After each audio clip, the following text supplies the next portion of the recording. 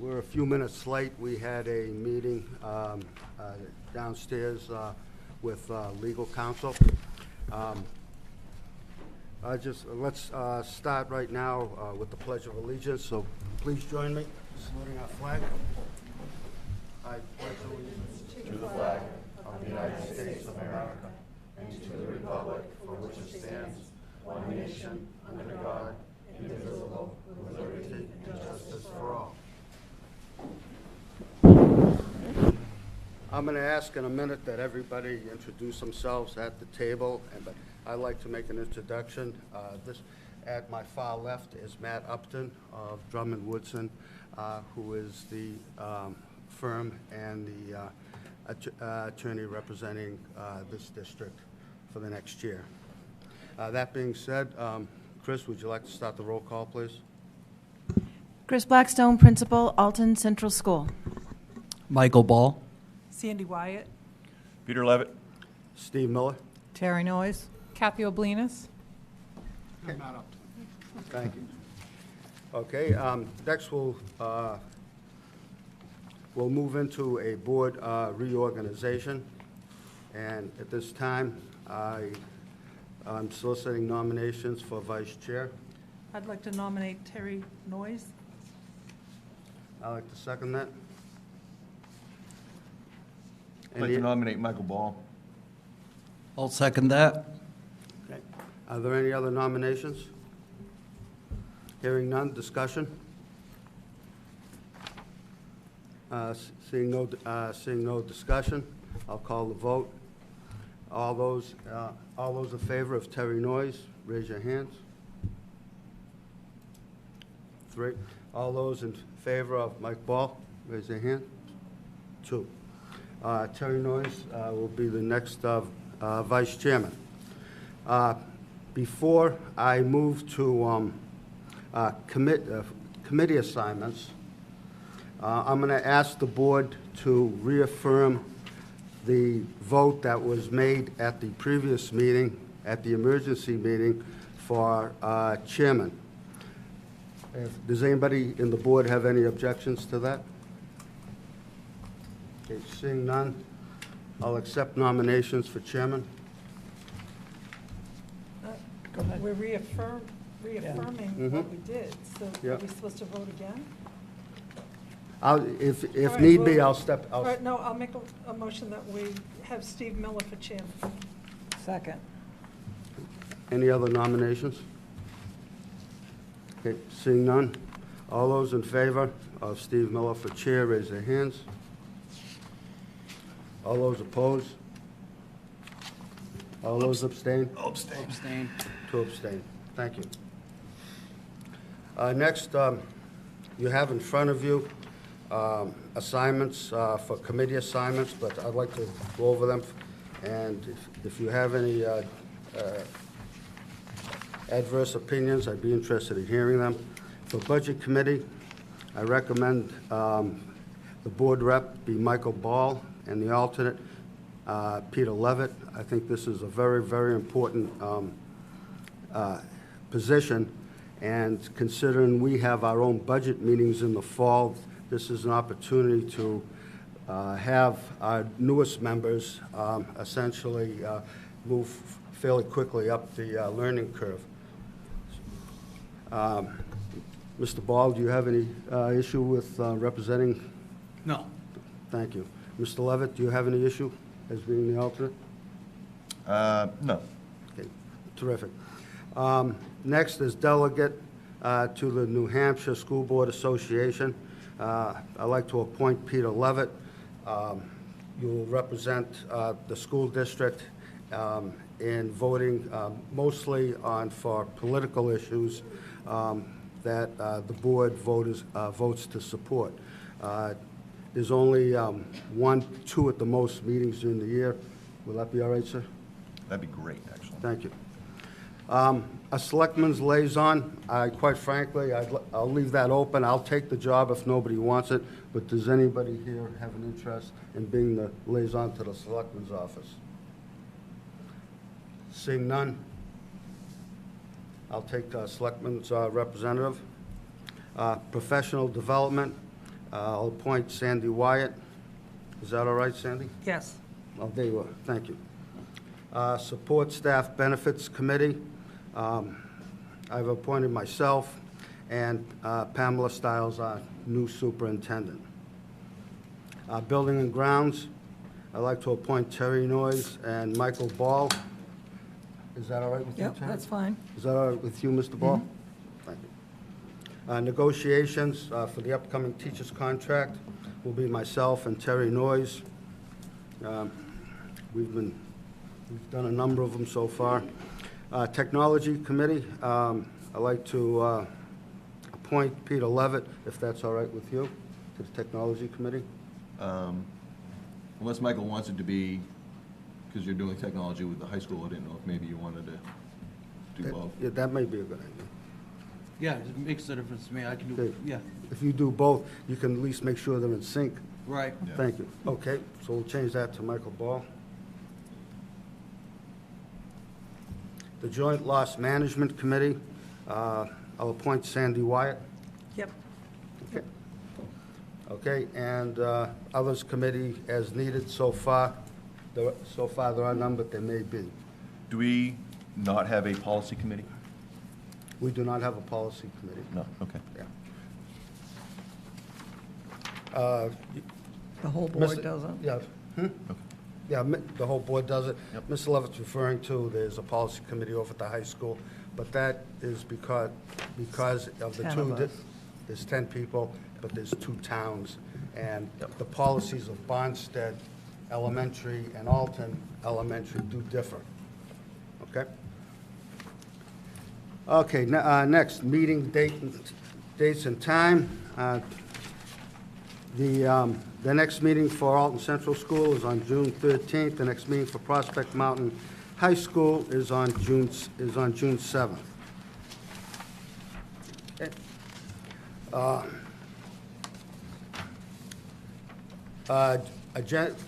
Now I'll move to agenda review. Does anybody have any additions or concerns about the current agenda? Actually, if we could back up one, I'd like to make a motion to change the meetings from 5 to 6 PM to better assist the public. Is there a second? I'll second that. Is there any discussion? One of the things that I've always been adamant about is having public input at 6 o'clock, due to the fact that some people can't get here. On nights that we do have a lot on our agenda, it's either we go from 5 to 9, or we go from 5 to 10, or 6 to 10. I mean, this way it gets people at work home a little earlier. But it does give the option for parents to get here by 6 for public input. So I would make a motion after this one either passes or fails, that we have public input at 6 o'clock, But start the meeting but that at we 5. meet at 5. Can everybody here make it here, wait a minute, make it here at 6? Or does anybody here have difficulty making it 5? Or you could compromise at 5:30? Well, I was thinking more for the public to be Okay. able to, travel time from work and And that makes sense. Well, But if we I- have public input at 6, I would then like to second Terry's motion that we start at 5 and Well, public input we is have at 6. one motion, we have, Okay, unless you're all right. amending that motion, we have a No. motion on the table to begin the meetings at 6 o'clock. Okay? Is there any further discussion? Okay? All those in favor of beginning the meetings at 6 o'clock, raise your hands. All those opposed? It's 3-2. The meetings will start at 6 o'clock. Going forward. But, Mhm. okay, I mean, public input, we can put that closer to the top of the agenda and get it as pretty close to, well, it doesn't matter now because we're not even starting the meeting until 6 o'clock. okay? Well, that's what you just voted on. Exactly. So now public input might be 6:30. at 6:30. I personally don't think it's an issue. Yeah. Well, see, Some people don't work 9 to 5. Some Okay. people work early. I get up Okay. at 4:30 to go to work in the morning. Well, this is And I our, think a this lot is of our people business, do. this is our business meeting. Okay. And it's when we can make it, quite frankly. Okay. You're 100% right about that. If you would like to make them, if your position is you have difficulty making it at 5, I understand that, and I would entertain No, another motion. I don't have a problem making it at 5. I have a problem being here until 10 or 11 o'clock at night. Okay. If we curtail the meetings at around 9:30, would that make it more palatable, Shannon? Yeah. Okay, I make a motion that the meetings, we take up whatever we are on in the agenda at 9 o'clock. That is what we end with, and that's the last issue that we finish with that evening. I'll second that. Okay? Any discussion? What did you say again, 9 o'clock? Yeah. We 9 stop o'clock- at No, 9? whatever we are on the agenda at 9 o'clock, we will not go to another, we'll not go to the next subject. We won't open another subject. We won't open another subject. And if that means... We'll adjourn? We'll adjourn. If that means that we have to put, we need to put non-public, someplace in the middle, we have the right to have go into non-public whenever we want. Right. Okay? Is there, Could we perhaps, like, taking today's, for example, if we're going to go over what we didn't go over in April, and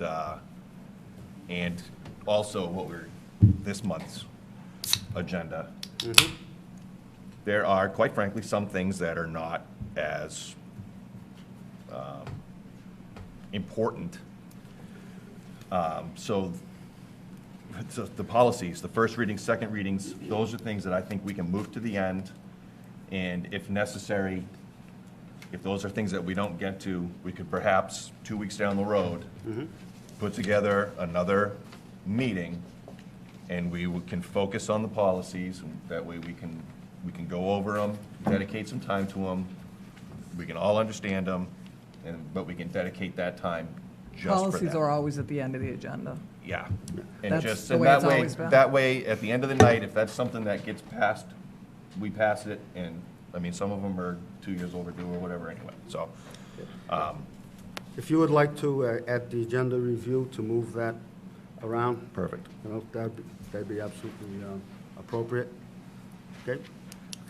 So, so again, my motion is to end the meeting as close to 9 o'clock as possible, and that at 9 o'clock, we will finish on whatever subject matter we are at that time, and then we will adjourn after that. Now, we also have the ability to extend any meeting at any time, if we need to.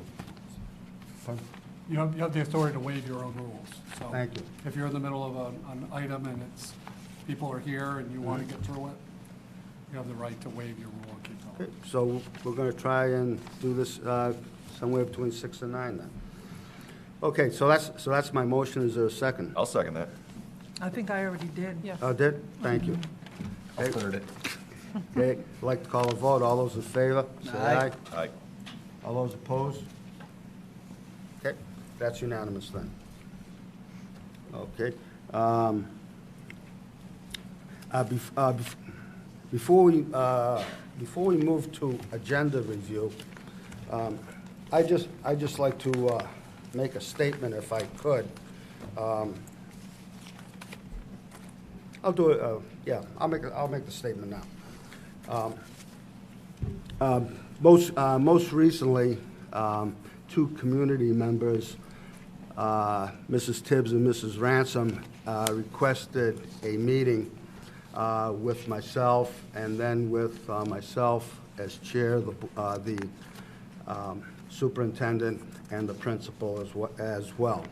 And the subject matter was essentially to see what we could do about healing this community and addressing transparency issues and also addressing communication issues. Pardon? You can resign. excuse me, you're out of order, sir. We had, it was an extended meeting, and quite frankly, I had a significant amount of qualms about it going into the meeting, considering that everybody seems to have an agenda, and, you know, whether it's you or I or anybody else lately. Yeah. And that being said, we sat down, we had probably one of the most professional, pleasant, dignified, and civil meetings for people who totally disagreed on a lot of different things that I've ever been involved with, certainly in the most recent times.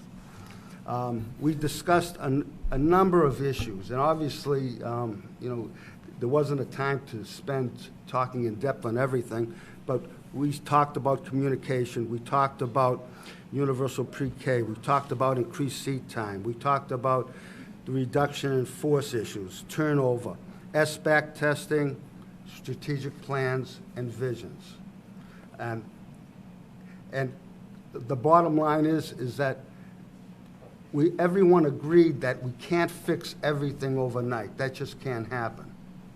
But if we don't start fixing things, right, what's going to happen is the kids are going to get hurt. And that is the absolute last thing that anybody in this building, probably in this whole community, wants to see. And probably the most important issue would be communications, transparency, and at least understanding each other's point of view and perspective. A suggestion was made that made a lot of sense, and the suggestion is that we have a community forum down the road, and I'll speak about that. But a community forum where the community and the school board and all the stakeholders can get together, you know, maybe it's some neutral site, what have you, okay, and hash things out like adults. Hash things out like people who care about the end result of this, the same thing at the end result, but do not agree on how to get there. It probably makes more sense to have this forum in July, because that's when our new superintendent will be joining us. And because that is essentially, you know, the person who has to be 100% on board on, you know, whatever agreements, you know, or thoughts, you know, seem to make sense to both parties. And, you know, I'll be interested either at this meeting or the next meeting in June of setting up the format so that in the first or second week in July, you know, we could all get together and put essentially everything on the table. My singular concern is that because the whole school board, I'm going to bet, is going to be there, is that would in fact be a quorum and a school board meeting. What we needed, Mr. Upton's advice is whether or not we could suspend those rules and essentially have a free-flowing conversation, as opposed to, well, I'd love to discuss that with you, but we're under these legal constraints or these regulatory constraints at this time. We're not going to say that we're all of a sudden going to make everybody privy to personnel issues and things like that, but we want to be able to all say our individual opinion. Mr. Ball, his individual opinion, Mr. Levitt, Ms. Wyatt, Mrs. Noyes, and myself, so you know exactly where everybody stands, whether it's far right, far left, in the middle, etc. So I just want you to know that that significant effort is going to be made, and in terms of the topics, as far as I'm concerned, that could be open-ended, but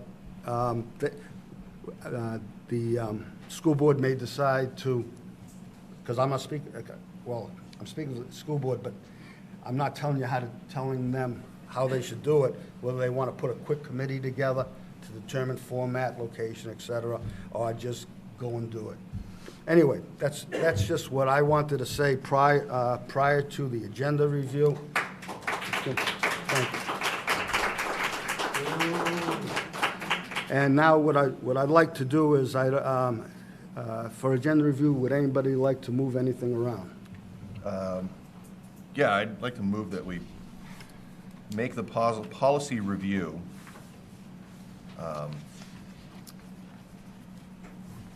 following public input. The second public The input? second public input. And therefore, if time is an issue, we can move that to another date and time. Okay, I'll second that. okay. All those in favor? Aye. Aye, unanimous. Can I just make one comment? Of that course, yes. It might be a good idea for the office to prioritize, just in case where we don't meet Good that idea. often. Yeah. Mhm. That in case there's something that really needs to get put forward. Sure. Mhm. Anybody else? Okay. So we'll just move that down. Now, let's take a look at approving the minutes. Let's go February 15th, 2016 first.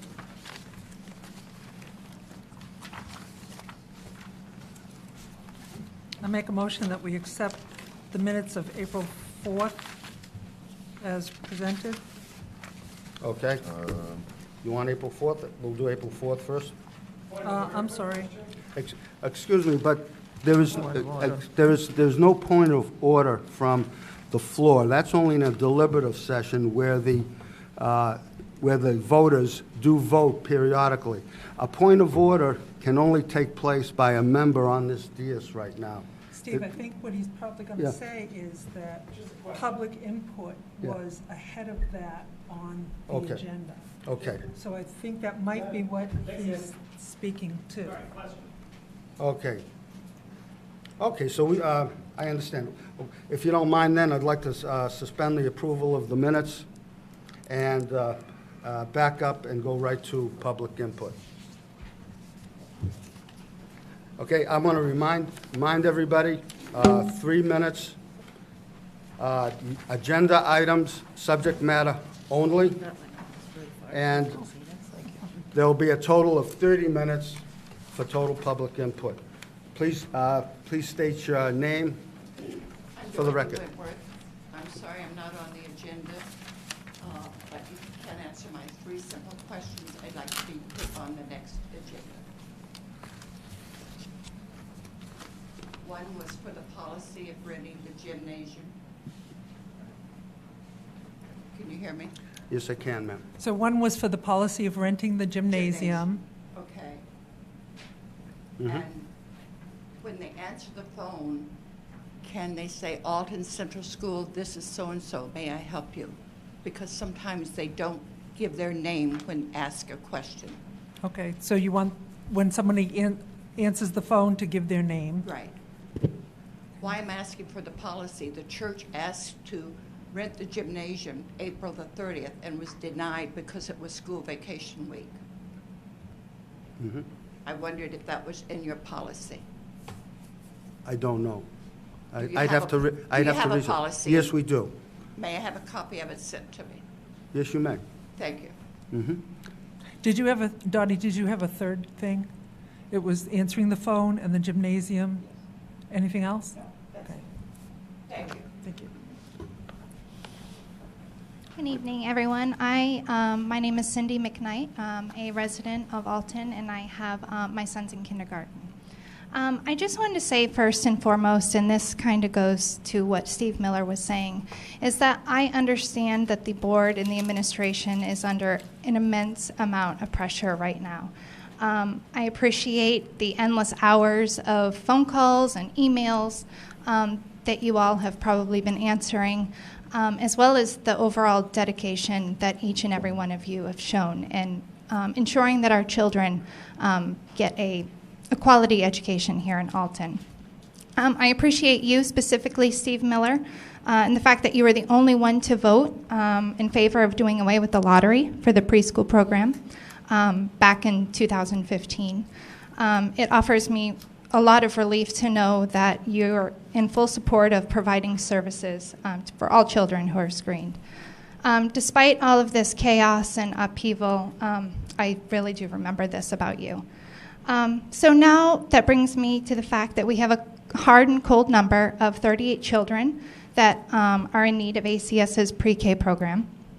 So we can really start to work towards molding a program that works the best for our community, that gives the children of Alton the support that they need to do well throughout their educational endeavors. I genuinely hope that we don't just try and make it work by tacking on a third classroom and then filling those classrooms with 13 to 14 kids at a time. I know that's not been what's been said, but that's my fear.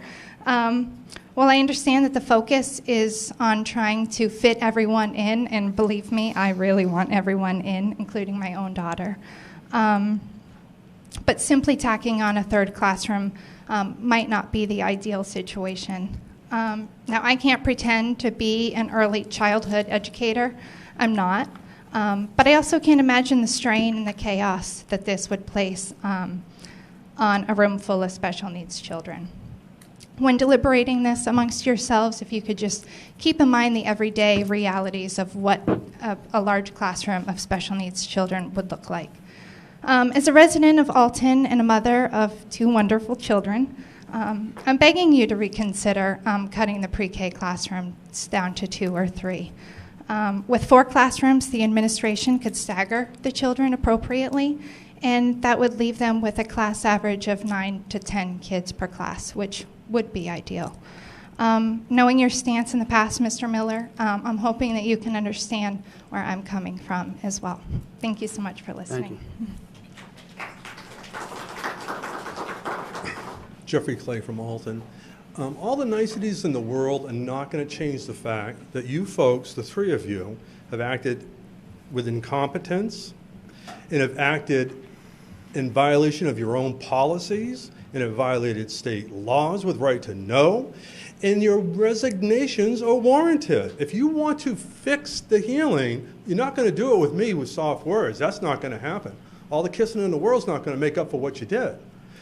And what makes it worse is that you folks refuse to take responsibility for your actions and do the appropriate thing and step down from your duties. You violated our trust, and that's unforgivable. And I'm not going to stop until you, in fact, resign. I will come to every single meeting. You violated the rules, you violated trust, and you cannot hold teachers and other people accountable for policies when you're going to violate those policies yourselves.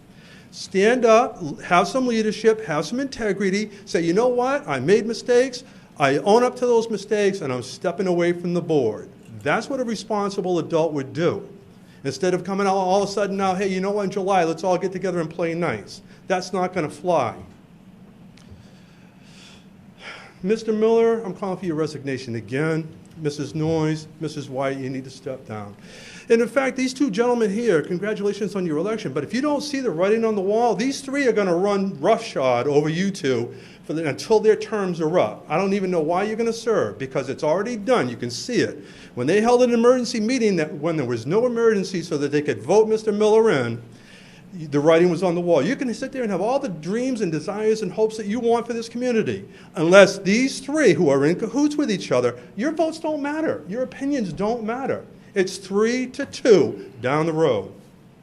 That's the way it's going to be. You have 1 more minute, Mr. Clay. Who's keeping time, please? I am. Well, you're going to do that for everybody, right? New Hampshire School Board Association, get rid of it. I was going to ask you to get rid of Sol, Leslie, Kidman, and Lohman, but I see that you have a new attorney. I think that's great. By the way, the one big mistake Judge Tucker made was when he said you don't have to go into consultation with an attorney during a meeting. That was a big mistake. By meeting with the attorney, just so you know, in Ettinger versus Madison, you're allowed to have a consultation with this person, but you are not allowed to discuss or deliberate any issues, period. And if you did that tonight, you violated the law again. And you continue to violate the laws. And it's going to stop, and it's going to happen soon. Please resign. Ma'am? Sarah Grasso, town resident. I'm reading this on behalf of Anna Ransom tonight. Unfortunately, she wasn't unable to make the meeting, so I apologize if my reading is a little slower than what she may have read it as. So she wrote, "Thank you for hearing the community concerns this evening. Because I know the tone can be lost in the written word, I want to clearly state that my intent is one of respect and professionalism. I'd like to personally and publicly thank Chair Miller, Superintendent Ward, and Principal Blackstone for taking the time to meet last week. I left the meeting feeling hopeful. As a community, administration, and board, we can work together to ensure that we meet the needs of our students and create a district that excels in the state. I also want to publicly clear up any misconceptions that some individuals feel that the parents are trying to micromanage the board. This couldn't be further from accurate. We are desperately trying to understand why changes are being made in the district. I believe strongly that the additional constructive communication we can successfully I believe strongly that with additional constructive communication, we can successfully clarify these items and move ACS forward. Mr. Miller and the superintendent had a great idea in our meeting that is to hope to be brought to the table tonight," which I will say that, yes, you did. I know she will appreciate that. Tonight's agenda includes the preschool topic. At the deliberative sessions, the board stated that they would be reducing the program to 2 classes in 2016-17 due to the anticipated limited enrollment. Just a couple of weeks ago, the district posted for a potential part-time special education preschool teacher. Now that we've done a formal child find, we can see that there is a need for more than the previously anticipated 13 student enrollment. There are 18 children moving forward in the program and 20 that were screened last week. This represents 38 possible students and an increase over the current enrollment of 36 students as reported by the Department of Education. This demonstrates a demand for the program. In March, our community voted against the reduced district budget. This does not demonstrate fiscally irresponsibility. It confirms that too many members of the community are unclear as to what changes are planned as it relates to the budget restrictions. The default budget includes funding for 2 full-time pre-K teachers and the opportunity for 4 classrooms, with a potential for 38 students. We would have 4 classes of 9 or 10 students. This fall in line with our current district policy, as well as the New Hampshire Department of Education guideline of a maximum of 12 students per class in special education preschool programs. If we continue with the reduction of one of our teachers, or perhaps adding a part-time teacher, we would be planning for 2 or 3 classrooms. There are 2 potential scenarios here. First, a lottery. This means that we don't accept all screened children, and we continue with another lottery this year. Not an ideal situation, especially considering that our current program capacity could accommodate the 38 student headcount and accommodate any children that move in during the year. Larger class size is the second one. With only 2 or 3 classrooms accommodating all 38 students, a 38 student requires increasing individual class capacity to 12 and 13 or 16 students. These class sizes would further increase when new children move into the district and are identified during the school year. Neither of these scenarios are ideal. Children in the classes range in ages from 3 to 5 years old with vastly different emotional, mental, and physical abilities. The needs of all children, whether identified at risk or model, are a significant priority as our teachers help them progress and more closely align with their peer group. But with larger class sizes, we jeopardize curriculum delivery as we limit the teacher's ability to provide for the needs of such a broad spectrum of students. It makes me cringe when I hear some community members liken our preschool program to a daycare. The program that has been offered at ACS is amazing. I've personally witnessed my own child with complex medical needs make significant advancements in this program. I am pleading with the board and administration to preserve our program as it stands today. I'll also bring up what could be considered a bit of an elephant in the room. We have 2 amazing pre-K teachers in our district. After just a short time in their classes, you can quickly see that they are highly qualified to help our students excel. I've heard some people say that their decision to non-renew one of these teachers is not personal. If retaining the exemplary teacher to instruct and meet the needs of our children is not personal, then I don't know what is. I respect that the role of the board is focused on policy making and the role of the administration is implementing these policies within the district. This includes personnel recommendations. I also understand that, per the superintendent, that we have already lost the tumultuous situation in our district. This creates, that we have already lost the option to add a new highly qualified teacher outside the pre-K program due to the tumultuous situation in our district. This creates a level of concern, knowing that we have enough demands to accommodate 4 classes, and we have 2 highly qualified full-time teachers currently on staff. Why would we let one of them go? Considering the reasons given for non-renewals, this reduces enrollment, and we have identified to not be the case. Why are we not reversing the non-renewal? According to the national... We really cannot discuss individuals, okay? And when you talk about people that are non-renewed, those names are, as a fact, public. I'm just reading what No, Anna wrote, so I'm... I'm saying you have to be very careful about that, if you don't mind.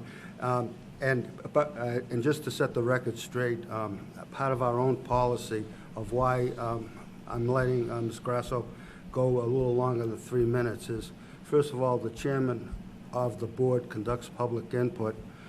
The chairman indicates how much time will be allowed for public input, and you are in fact making a presentation, and you are speaking about it for another person, and I construe that to be her 3 minutes and your 3 minutes as well, because I assume that you're not going to make a personal statement, correct? I am not. Thank you. Go right ahead, please. Thank you, Mr. Miller. I appreciate that. According to the National Commission on Teaching in America's Future, the hard costs of teacher turnover can be as high as $18,000, depending on the size of the district. This is an additional expense that we don't need to incur here in Alton. We've had so many parents speak up the last few weeks asking for Sarah West's position in the district to be preserved. I again personally am asking the board and... Please, wait, I'm sorry. You know, if you're going to mention individual names, you know, I'm gonna. Okay, I will abstain from doing that forward in her. Please do not do that. Okay, again. I will abstain from doing that It's wherever not. it's written. It's not fair to the person. Okay. Okay. I again personally am asking the board and administration to reconsider this non-renewal and preserve our current preschool program and staffing. These teachers have demonstrated their competencies. They truly care for the children in our district, and we we alleviate the burden of increased expenses with recruiting the onboard staff while ensuring that the preschool team for the 2016-17 school year delivers a high level of educational competency. During our meeting last week, Mr. Miller, the superintendent and the principal all spoke of building a district that doesn't align with the state's averages. They spoke of setting the bar higher and exceeding the state's averages. We can do this if we retain our full pre-K program and staffing. According to the science of early childhood education research by Harvard University, the ages of birth to 5 years of age is the time educators have the greatest influence on higher cognitive function. Let's set our kids up for success. Please preserve our special education program. Thank you. Thank you, Anna Ransom. Ma'am? Hi, Tracy Sexton, parent, resident. I only have a couple questions or statements to make. My first one has actually been answered by your motion to move the meetings later, so I applaud that. Second, this is my final year for this to be an issue, so I guess going forward it's not going to matter. However, I'm still going to bring it up for the parents who have younger kids here who are in a situation like mine. School calendar for the upcoming school year. Here we are in May, and the school calendar hasn't been made public yet. We don't know the official start date unless we've contacted the SAU office, okay? May is June, July, August, only 3 months before the school year starts again. In my situation, I need 6 months to make vacation requests at work, okay?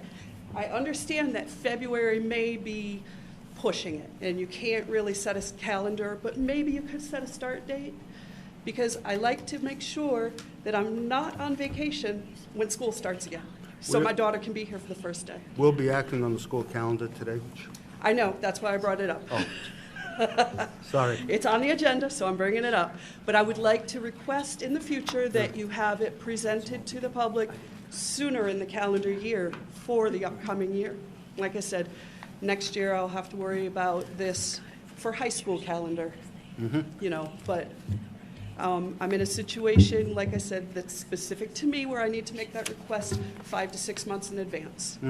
So, you know, thank you. Ms. Blackstone, can you see that the superintendent is brought up to date on that issue? I did. I've written down the specific questions Thank from you. Ms. Wentworth, one I can take action on, and the 2 questions now from Ms. Sexton.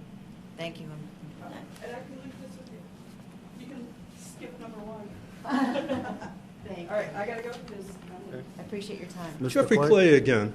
And I'm curious, when did you get permission? I must have missed this. When did the board vote to allow Mr. Miller to speak on behalf of the board to discuss all of the issues that he discussed with Ann Ransom and the superintendent and the principal? I must have missed that. When did you vote on that? Oh, you didn't. You only have the authority to act as a member of this board when you are convened here. Therefore, you broke the law again, Mr. Miller. Okay? You can't just go and do everything that you want to do by yourself individually without the board's approval or without the board knowing it. You're breaking the law when you do that.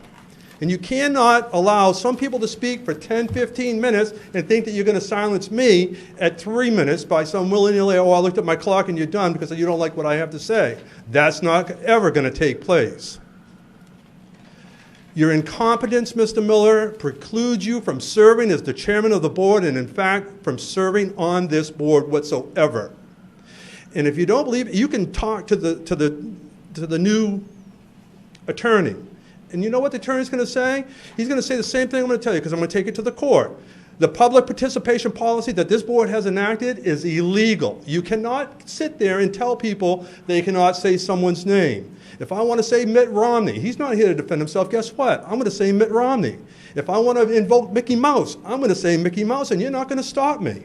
So you cannot continue to violate these people's rights. Anybody else for public input, please? Okay. Hearing none, we're going to move right along, try to do some business. Approval of the minutes. Can we start with April 15, 2016? Or February. February 5th, Got 2016. to go to the other packet, right? That was in the previous packet? Yep. Okay, I make a motion that we accept the minutes of February 15th as presented. Is there a second? I'll second. What was the date? February 15, 2016. You're the only other person that I was wasn't here, here. Steve. Oh, okay. Second. Discussion, all those in favor? You and me. You and me. I'll abstain. All abstained? Abstain. And 3 abstentions. Okay. April 4th, 2016. I make a motion that we accept the minutes as presented for April 4th. Is there a second? You were here on that one. I was here on that one. Yep. I wasn't here. I'll second. All those, Any discussion? any discussion? All those in favor? Aye. Aye. Abstain. Okay, 1 abstention. April 25th, 2016. I make a motion that we accept the minutes of April 25th as presented. I'll second that. Discussion, all those in favor? Aye. You need to see who, I have one question about those minutes. you need to see who Number 7, it abstained. says reconvene You need regular to see meeting. Who abstains to that? Um, You only got 3 I in got you. favor. Thank you. It looks like we reconvened in the minutes You're on a different one. on April 4th. We're on April 25th. They're on April 25th. Okay. But didn't the meeting get reconvened on the 25th? You're talking about the April 4th meeting was recessed and was reconvened on the 25th, that's correct. Right, but it doesn't say it in those minutes. Okay, is Deb here? No? Do you see what Yeah. I'm talking Yeah, I about? think- Oh. Okay? Okay, can we, so we'll amend the minutes that we reconvened on the 25th. Do you need, Well, was it We reconvened? Because recessed- originally it was reconvened, we and then rec- it became an emergency meeting. But we had to reconvene the meeting. Okay, what happened was we recessed on April 4th. And if you look at the April 4th minutes, you'll see that it says reconvene, agenda review, public input, and all of this stuff. I'm assuming that this is saying at the reconvened meeting, that will all have to be taken care of, but that isn't what it says here. It looks like we reconvened the meeting. Okay, why don't we do this? We'll review the tape and we'll straighten this out. Yeah. Okay, for the next meeting? Okay, this is my interpretation, and you can take it for what it is. Mm-hmm. It looks like you recessed the regular meeting to go into a public hearing. When you came out of the public hearing, you closed the public hearing, reconvened that regular meeting, not Right. another meeting. Okay. But I don't believe that all of that was taken care of at the meeting, The public hearing was just the public hearing. correct. But these approval of minutes, action items, and all of that was not done on April 4th. Okay, what, You're reconvening the regular meeting, but then you did not have, okay, instead of us trying to figure this out right now, well, fair enough. It's- table it and bring Okay, it back. review the tape and bring us back and tell us exactly what happened. Okay, we'll move to, can I ask a question? yeah. Is there anything that Mr. Matt Upton. Upton? We don't need, You don't need me now. we're all set, thank you. I actually had a question. There, some of, pardon me? I think you can hear me, right? Oh. Yeah. Yeah. Some of the questions that were brought up in what Mrs. Ransom wrote, that you wrote, would there be anything that you would want to discuss about that? We can go into non-public. Now, I think the statement has been read, the board has heard it. There are aspects of the request that the board cannot act on necessarily, or would be inappropriate to discuss in a public forum, like the non-renewals and rescinding non-renewals. The board may or may not be able to actually do anything about that because it requires a nomination from the superintendent. I was wondering about the preschool, any comments on that at all? No, I think it's a policy decision for the board. There are a lot of intricacies about expanding preschool programs. A lot of your preschool program now is federally funded, and you can't use those federal funds for part of a program that would not be considered necessary for those students that are identified.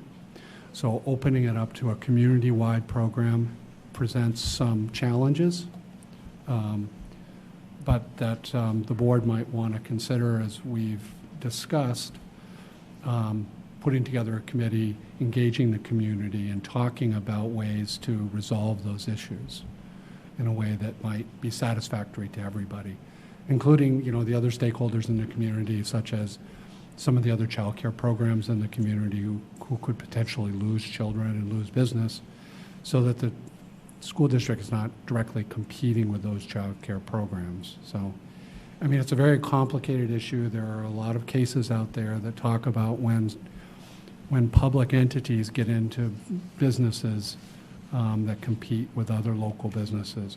Not that it's necessarily the wrong idea, but there should be a much larger discussion about this, engaging the parents as well as all the stakeholders, and figuring out a way, if the district can do it, under what terms it would do it, and making sure that we have the necessary facilities to do it.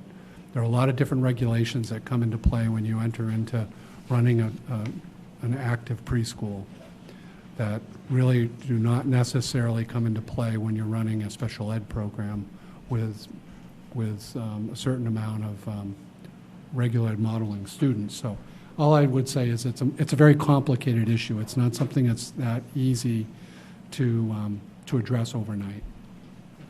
Thank you. Okay, Sandy? So now can we let him go? Matt, thank you for joining us. Thank you. Okay. We're gonna move to action items. Actually, I have a request for the April 25th meeting, Yep. if I may, to unseal the minutes so that Mr. Levitt and I can review what was in non-public. Okay. This was sealed until the end of the month, correct? June 30th. June 30th, the end of June. To June 30th? Yep. I don't have an issue with, if we're discussing, well, make your motion, make your second, and then we'll discuss it. All right, I'd like to make a motion then to unseal the minutes so that Mr. Levitt and I can review what was discussed. But if they can read them, everybody I can. know. Would you accept an amendment to the motion that until June 30th, that both of you, can certainly see the minutes, and then they will be unsealed on June 30th? Would you accept that amendment, sir? Sure. It'll be fine. I'll second that then. Okay. Okay? And Could you read what the motion is, please? The motion is that any school board member has the ability to look at the sealed minutes of April 25th? Correct. Of April 25th, prior to them being unsealed on June 30th of this year. And they can go to the superintendent's Yes. office to look at those, right? Yes, absolutely. And I seconded that. Okay? Yep. Okay? All those in favor? Aye. Okay, thank you. Is this you, Kathy, to reaffirm? Oh, no. Okay, we have to reaffirm a vote of 4/26/16, which is, To move the meeting. would you be available Tuesday, May 17th at 4 p.m. for a non-public session with legal counsel, then 5 p.m. we would convene for a regular meeting. This would move the 5/9/16 meeting to this new date. Okay, the responses from all members were yes, but we would like to reconfirm that, beginning with Mr. Ball. Do you confirm your yes vote? Yes. Ms. Wyatt? Yes.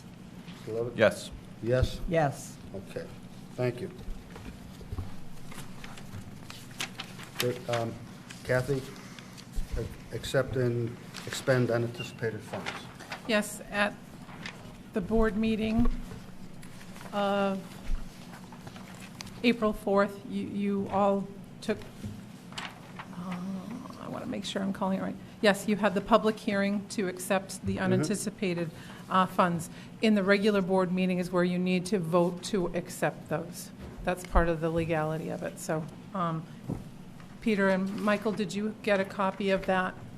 I just want to make sure. Okay. Did anyone have any questions before they make a motion and vote? I move that we approve the unanticipated funds revenue summary. Thank you.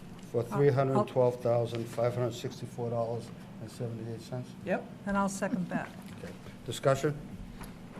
All those in favor? Aye. Aye. Thank you. Okay, that's passed unanimously. Okay, next, preschool handbook. Did everybody get an opportunity to read the preschool handbook in color? Yes. And I would, maybe I can ask Ms. Blackstone this question on the preschool handbook. Essentially, it's like 5 or 6 pages just stapled together, and that's the handbook. And is there any way we can get this, at least, inexpensively bound anyway, you know, so that, you know, it just takes on a more professional presentation. I'll take that seriously, because Yeah, we I have understand. talked in-house about the various handbooks. A couple of them are only about 5 pages. One of them is about 12 pages. There's a parent-student handbook that's probably the longest one. So we really could have copies, master copies, that are bound in-house. I think you know the thing I'm talking about. It's called the combs. You know, it's a little machine, you put it in, and it's got those little squeaky things. We could do something like that. Yeah. We can check prices of things. Now, for something like this, that's we'll call it a Elite Limited Edition, we Okay. could bundle a few things together, because you can't bind something really that's small like that, but there are ways to do it in a perma-brown thing. Some people might have seen student work come home recently from 6th grade to 5th grade that was done in the middle of winter. They are in a bound, you know, it's a soft hardcover binding with a little spine. I can research all that. But we have talked, Good. not to head you off of the past, but we have talked about that, how to give them a really nice look and a sense of permanency. That'd be nice, thank you. And I have a question also about the new handbook. In the previous handbook, it was the preschool team. You'll look on page, on the previous handbook, it was page 1, 2, 3, 4, 6, actually. Is that the SPED handbook? What's that handbook? Yeah, Alton Central Oh, School preschool. gotcha. Got a Okay. Yeah. older bird. So that was from last year. Steve is talking about making it. Okay. Okay. And then this is the current one. And there is one big change. In the old version, it was the preschool team, which used information to help guide student eligibility for the program. In the current version, it says children are selected from the Alton community to participate in the preschool based on availability of space.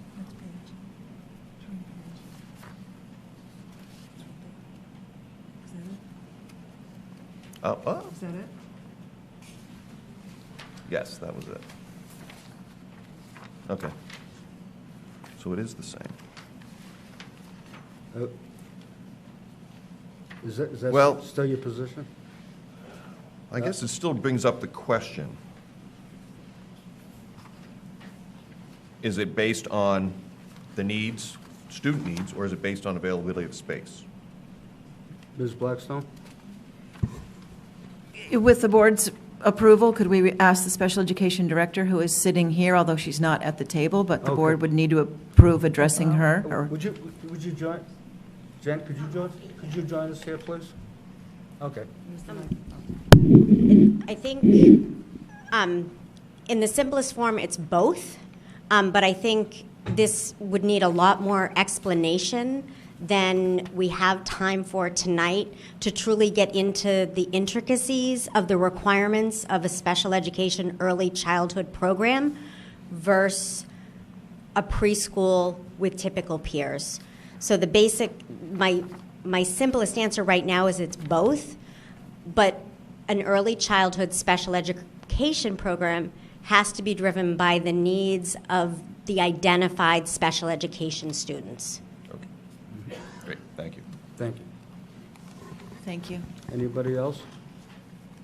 Hey, hearing none, I need a motion to accept the preschool handbook. So moved? So moved. It's I'll second. seconded by Sandy. Any discussion? All those in favor? The only thing being sorry. eliminated is for preschool. Yes. The only Just the word "for." We just changed the number because it is there's flexibility within the program, and we didn't want to have to edit it year after year after year. So just taking out So the just word four. Yes. Okay. Yeah. So far, it's been explained to me 14 times, and I still don't have a clue. Any further discussion? All those in favor of accepting the handbook as presented? Aye. Aye. All right, all those opposed, it's passed unanimously. Okay. Universal preschool. We had a discussion with our attorney to understand the legalities of a universal preschool. There is a difference opinion on the board concerning the need and the desire for universal preschool. I'd like to just start off the discussion, if I might, and I'd like to hear the rest of the board's individual take, on how they feel about it. There's only one other universal preschool program in the state of New Hampshire, and that's White Mountain Preschool. And that's a function of 5 schools that are very far away from each other. They have 40, they're the only school in New Hampshire that has it. They have 40 kids in preschool, and they have about 1,200 students up to high school. If we went to a universal preschool, our numbers, and that's about 5%, our numbers would probably look like something approaching 40 out of about 770 students, something like that, or just a little over 3%. My personal opinion, and is my personal opinion only, is that we're in the job of education here. I do have empathy for the preschool businesses in town, but me personally, I would prefer to have an equal opportunity education to everyone in Alton. I think that it's a mistake to have a lottery system or to get lucky in order to have a preschool teacher with his or her master's degree and all that knowledge, okay, as to a daycare center. That's not a school, it's a daycare center, which is the default position if you don't get into the program. Because I put myself in a parent's place, and if that's my kid and I couldn't get him in, okay, I'd be running around just like, without a head, just like, most of you. So I think to me personally only, it's a question of fairness, and the science exists that if you can get a legitimate education in preschool, and I don't know the science in terms of 3-year-olds versus 4-year-olds, but I know the kids are better off up to about the 4th grade, and then it levels off, and then there is no difference after that. But if that means a kid gets motivated earlier and enjoys going to school earlier and transitions earlier, I think it's positive. And I open it to the rest of the board. I would like to comment. I truly think we all agree, basically, with the thought. I think how we're going to get to that is maybe the difference. I don't want a knee-jerk reaction where, okay, we're going to take all the kids, and then we don't do it very well. I think we need to plan it, and I think we need to be transparent to the community, all of the community, not just the parents that come here, but I think the entire community needs to know what we're planning to do. I think a warrant article would be the best way to make it transparent to everybody so that anybody can come and vote yes or they can vote no, and it's a philosophical issue.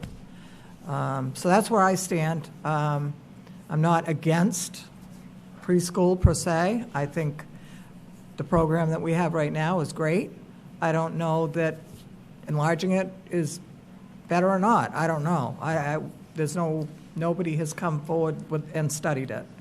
So I think it needs to be studied, and I think it needs to be people in the community. It needs to be parents, everybody that should sit down and talk about what's going to happen. And that's my feeling. I'd like to comment as well. I agree, and we certainly don't want to rush into anything, and like has been noted, you don't want to do anything poorly, because it's just, you get a poor outcome. But not lost, I hope, on anybody is not just the benefit of your education as the kids go on. And I can tell you this firsthand, that the education that my kids got by going to school with kids, being peers, although my son did have a speech issue, but being essentially peers in their classes, what they took away from being taught alongside kids with special needs is immeasurable. The tolerance that my kids have, the understanding, the friendship that they've made, just the overall better people that they've become. And I'm very sensitive to that because my father worked for Easter Seals for a number of years and years, and so consequently I worked for Easter Seals for years and years. And I grew up in literally attending camp as one peer among dozens and dozens and dozens of special needs kids. Do not lose sight of that fact. The education, it's something you can't replace. And it's something that really, as a society, we really need. So I think we really need to look at it strong and hard and open it up for any number of reasons, but we really do need to look at it. Thank you. Thank you. I wanted to say something too. I agree that I agree with Peter that we need to do this in the right way. We got a little bit from the attorney tonight about doing things in the correct way. I had a grandchild that started at 3 years old. I couldn't understand a word he said. He's now a junior in high school. And I was actually the camp nurse at Easter Seal with his father for 8 years. I was Leech Patrol. So, and my son was probably there with him on Leech Patrol. And I agree with him on that too. And I was a school nurse here. I attended school here. And I was just talking to my daughter today about it, that the Alton kids have always been kind to the children that needed friends, needed help. That's the way Alton is, and that's the way it needs to be. And so we want to do this right. That's all I have to say, I guess. Thanks, Sam. I guess I'll throw something in there, too. Most of you know Alyssa, my daughter, has special needs. She's got the crutches and the whole gamut. To what Sandy was saying, even though she thinks that she may be bullied, she probably has more friends than I've ever thought of. I think the universal program done right for pre-K is just going to enhance the momentum to become a model school for others. We call it blue ribbon or test scores, whatever you want to get particular with. But I think it's a small community, and I think with the ideal situation in thorough examination, I think there's endless possibilities. I really do. Okay, would anybody else like to weigh in? No? No? Okay, Move on. we're gonna move on the action items, and this will be putting the universal preschool back on the agenda. I don't know whether it's going to be next month or the month after, but it's not something that's going to fall through the cracks. We'll get a yay or a nay, but we're going to get something. And I think we did talk about a committee. Yeah. Right. The attorney suggested that that it may make sense to put a committee together, with all stakeholders, not 150 people, but some manageable amount, to see if we can, find what all the difficulties are, what the regulatory constraints are, but more important, is it valuable, right? And would the town be willing to pay for it? And we also need to make sure that we do what is legal. Yes. And we need to talk with Jen about what we can legally do and what funding we have that can be used. So there are just a million things that need to be talked about. Right. Okay, moving on, let's take a look at the fiscal year 16-17 ACS calendar. Did everybody get a chance to review it? Is it tied in with Prospect Mountain? Yeah. Ms. Blackstone? Can I just say that sometimes we have to wait to find out what Prospect Mountain is doing. We have to find out what Bonstead is doing. So it's kind of three different schools coming together on a calendar. So it's not anybody's fault for it taking a while. Sometimes we have to wait and change things around. In fact, and there is So- a change this year, isn't there? I think so, Correct? We have yeah. January 2nd, I believe. That's correct, yep. What's the Right. change, please? That. New but Year's. Due to, New Year's, the holiday, originally ACS did not have January 2nd as a holiday, but Prospect Mountain and Barnstead did, so therefore we We need had to to change. reapprove with, and realign with the two other districts. Okay, does I it- don't Go know ahead. if anybody else, but I didn't get a calendar. It was with your It's in previous the board last packet. pack. Oh, it was in, Yeah. oh, okay. I'll be quick. All right, not a problem. I just found mine. Okay. I've never seen it too. Okay, is there a motion to approve the ACS calendar with So moved. with the January 2nd change? She moved it, I'll second. Thank you. Discussion, all those in favor? Aye. Aye. Thank you. Thank you. Okay, moving right along. This is important. The asbestos abatement bid. That's correct. We had our RPF, who is a licensed contractor, do up the bid specifications in conjunction with myself and Chuck Norwood, the Buildings and Grounds Director. The bid went out. There was a mandatory pre-bid walkthrough. As you can see by the results, there are 4 people who attended and 4 bids that were submitted. So everyone who attended did submit a bid. We are recommending Enviro Vantage due to their pricing and the fact that they have worked in our building before. They have done other asbestos abatement for us. They did the lead for us?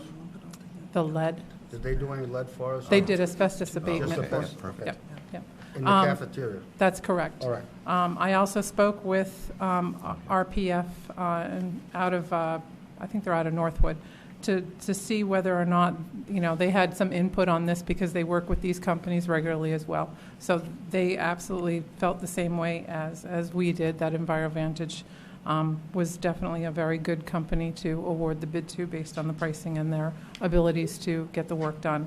I don't know if you have any questions about the way this is laid out. What's the difference between the 24,950 and the 19,950? Where are you looking? Oh, the 24,950 and the 19? What they're saying is if we do all lump 1, lump 2, lump 3, lump 4, they're going to give us a price break of $5,000 less. So if we chose not to do lump 3 and lump 4, then they would just have it quoted individually. Okay. Essentially, what this does is this abates the asbestos that is located in the 1956 classrooms and hallway. When will this be done by? This summer. The funding for this does not come into effect until July 1st. So tomorrow we will be on the phone with them setting up a date to schedule this for this summer.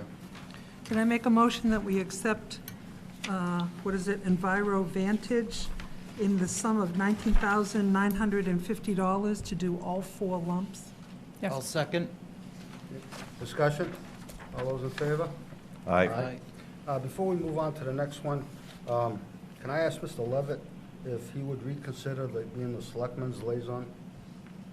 Where did that come from? Have you been thinking about this the whole time? I'm just trying to think about how many hours there is in a day. Or how many hours there is in a night. Anyways, would you put it under consideration, please? In the meantime, I'll do it. I'll Next. consider it. Thank you. I'll do it if you don't. Would you? Yeah, sure. Thank you, Mr. Ball. Okay, I considered it. No, Michael do it. Okay. Let's move on to grade 8 overnight field trip at White Lake. Does I any- make a motion that we accept the presentation or the request for the 8th grade to go to overnight to White Lake State Park. They've done this several years in a row. They've got all of the information here with all of the chaperones. So I make a motion that we accept that. I'll second it. Oh, I got a question.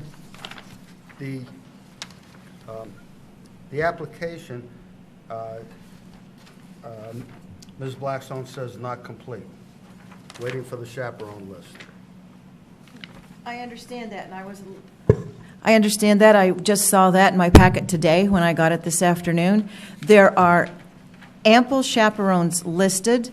I hadn't signed it at the time this was given to me because I didn't like all the question marks. I like to know that it was a fact and it was solid, and here's who is truly going. And if somebody at the last minute had something that they needed to back out for, then we knew that, then the teachers organizing it knew there was a substitute list. Okay. So in the meantime, I said I'm approving it. I didn't get a new list back, so it's confusing, so I'm sorry it came to you with question marks. That's okay. In the interest of time, and also, this was something that could have been discussed at a different meeting, so in the interest of time, I just said, yes, please continue, march forward as if it was happening. Okay, and of course, if you're not happy with the chaperone list, or it's not complete, this will not go forward, correct? Absolutely correct. So any name that had a question mark had been vetted, has been printed, has been approved, would be somebody that I would like to see go. And rest assured, there have been a number of these that have been sent back not approved. There have been a number of them where I have attached something on the front that said, I need more details. Okay. And I think that's part of the working relationship with the front office staff. The first couple of times, they were very sorry. Oh, it's an important trip. I get it's an important trip, but I need to know, what does the bus cost? Figure out that first and get back to me. Oh, we have ample money. We haven't made a field trip yet. We haven't exhausted the funds. That's great, but I want to know before I put this in here and move it forward, how much is going to be spent on this trip at this time. So, good. Yep. Thank you. You're welcome. Okay. Anyway, we have a. So we've had a second, right? Yep. Second. Discussion. All those in favor? Aye. Okay. They're heading what? North. Okay. Reports. Okay. The board does not have a report other than my initial soliloquy. You've already talked enough. Yeah, you got that right. I've heard that before. Superintendent, does anybody have a report from the superintendent? There's a written one attached here. Yes, in it's your packet. attached. Okay. My recommendation would be you accept it, and if you have any questions, you can email her. I read it. Okay. Do you want me to read it to the public? I'd like somebody to read it. Okay. Sandy's offering. Thank you, Sandy. This is the superintendent's report. It says, recognition, congratulations to Jen Katz-Boren, recently elected as secretary for the New Hampshire Council of Exceptional Children and the liaison between CASE, which is an administrative association to the Council of Exceptional Children. Culture and climate. I have been researching culture and climate at ACS. I found a letter dated 1998 in which a teacher wrote to the then superintendent stating that the culture and climate at ACS was the worst ever. In 1995/96, teachers wore black armbands to show their unhappiness with the district. See attachment. Since 1998, there have been 6 superintendents and 9 principals, equals 15 different administrators in 16 years. With few exceptions, each of these administrators has found success and peace in other districts. The only constant each and every year at ACS is faculty and staff. Education plan. This seems to be a hot topic lately. Where is the superintendent's education plan? When was it adopted by the board? I asked Mrs. Brown to give me copies of the past superintendent's educational plans. No such animal. I asked other districts if this was something they did. I have not found one yet. That does not mean it's not a good idea. We have professional development plans, technology plans, strategic plans, improvement plans, goals for the school, the superintendent, and the board, vision statements, mission statements, capital improvement plans. Going forward, maybe the board should consider one document that houses all of these plans under different sections so that when someone requests the education plan, it would be a comprehensive document that includes every single plan. ATA survey. Anonymous surveys without two-way dialogue cannot be coherently addressed. If any group or individual sincerely wants to change, they meet, discuss, find common ground and solutions. They do not ignore one party until after anonymous surveys, Facebook postings, and letters to the editor have been submitted to request a meeting to present results. This type of behavior further widens the chasm between teachers and administrators. If policies were followed and dialogue took place in a timely manner, we could address concerns.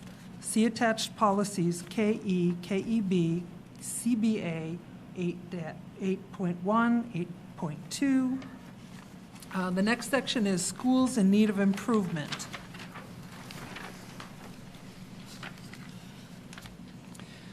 The conditions that existed in 2012 leading to the needs improvement school label for ACS still apply today. See attachment with history of ACS test scores compared to state test scores. ACS is average. With all of the resources and great teachers that parents and staff say we have, why isn't ACS exemplary? Strategic plan. From the current strategic plan, the following have not been implemented. Change and growth fundamental to quality education. 100% of students will attain their individual targeted growth. Increase in instructional time, use of data to drive instruction daily, incorporate customized, personalized learning in programs, analyze school year and daily schedule to optimize efficiency and rescue gaps, implement after-school courses / activities that are integrated with curriculum and competencies, implement block schedule in order to maximize uninterrupted learning time, require each instructional unit to have an application component. Some teachers do not even do lesson plans. Develop a culture of experiential learning. Establish flexible scheduling to incorporate experiential enrichment learning. Create consistent staff expectations regarding an outbound protocol on communication. Create a bank of standardized assessments which will be implemented to assess school-wide growth. Then under the heading of technology, the website is up. It continues to have additions. Under curriculum, this is an ongoing project. Some teachers continue to update and complete the matrix. Others have done nothing. Okay, thank you. Okay, and then it just has the listing of the names of the superintendents, which were Pike, Parks, Tangway, Holt, Lander, Ward, and Stiles coming in. And then the principals were George Rogers, Thomas Parker, Russell Holden, Richard Gremlitz, Laura Rogers, Steve Ross, Michael Tochi, Bonnie Jean Curis, Sidney Leggett, Linda Willman, and Chris Blackstone. Thank you. I want to apologize for the superintendent not being available for this. I can only tell you that she has a significant personal issue, and we wish her our best. From Buildings and Grounds, should probably go over, let people know what the April maintenance report. You want to go ahead? Yeah, I can do that. Please? The April maintenance report from the Building and Grounds Director talked about the snowfall cleanups in April on the 26th. The spring cleanup continues with sand removal. The water cistern fill evaluation. The field supplies distributed, the fertilizer and the lime. The SAU conference window replaced. The truck inspection maintenance performed. Ice machine service. Staff evaluations, April vacation cleaning, IT recycling, paper custodial supply order, second shift custodial hire and training, and many work orders completed. Ms. Blackstone, do you have a principal report? Yes, I have a couple things I'd like to share with everybody. Please appreciate everything you've done over a few years' time, because that the efforts of a small group of now 8th grade kids come to a head this week. They travel to Washington, D.C. So do consider them and hold them in your thoughts however you do that, so that they have a very safe, happy, healthy, and I think it's a life event that these kids are boarding buses Wednesday night out of ACS, and they're going to be gone Thursday, Friday, and come back at the end of the weekend. We have some very dedicated parents going with them, and I know I'm supposed to only address the board, but I know in the crowd there's people that have been to yard sales and the auction last summer and a number of events that have gone on in town to really celebrate the success of these kids boarding that bus safely and happily. So that's one piece of news out of Alton. Additionally, the two other things I want to do is give a heartfelt thanks to Deb Brown, because Deb has done a Herculean job of helping our faculty and me understand the steps for recertification process. Every school and every district does it a little bit differently, so I'm learning her expectations to interface with the superintendent and the DOE for the recert process. Thank you very much, Deb. I know it's been trying and difficult. Truly, she deserves applause for that. For I don't know what reason, but about half the faculty is on a recert. It's 3 years that you recert. About half of the people in the building right now are up this year. So this is a big year for her to be training all of us and working with all of us, with half of us needing to have that done now. So that's for her. Also for Kathy Oblinas, so go ahead and swallow that and don't get embarrassed yet. But Kathy deserves a big thanks from everybody, because she's been working with our Safety and Wellness Joint Loss Management Committee to bring the school into full compliance with walkthroughs and educating the committee on what is involved in that kind of walkthrough. In turn, with Mr. Norwood being new Buildings and Grounds Director, he's taken all the notes seriously, and he will work with his team to get some things into compliance quickly. My task is to work with some faculty members to get things that have been observed during the walkthrough into compliance quickly.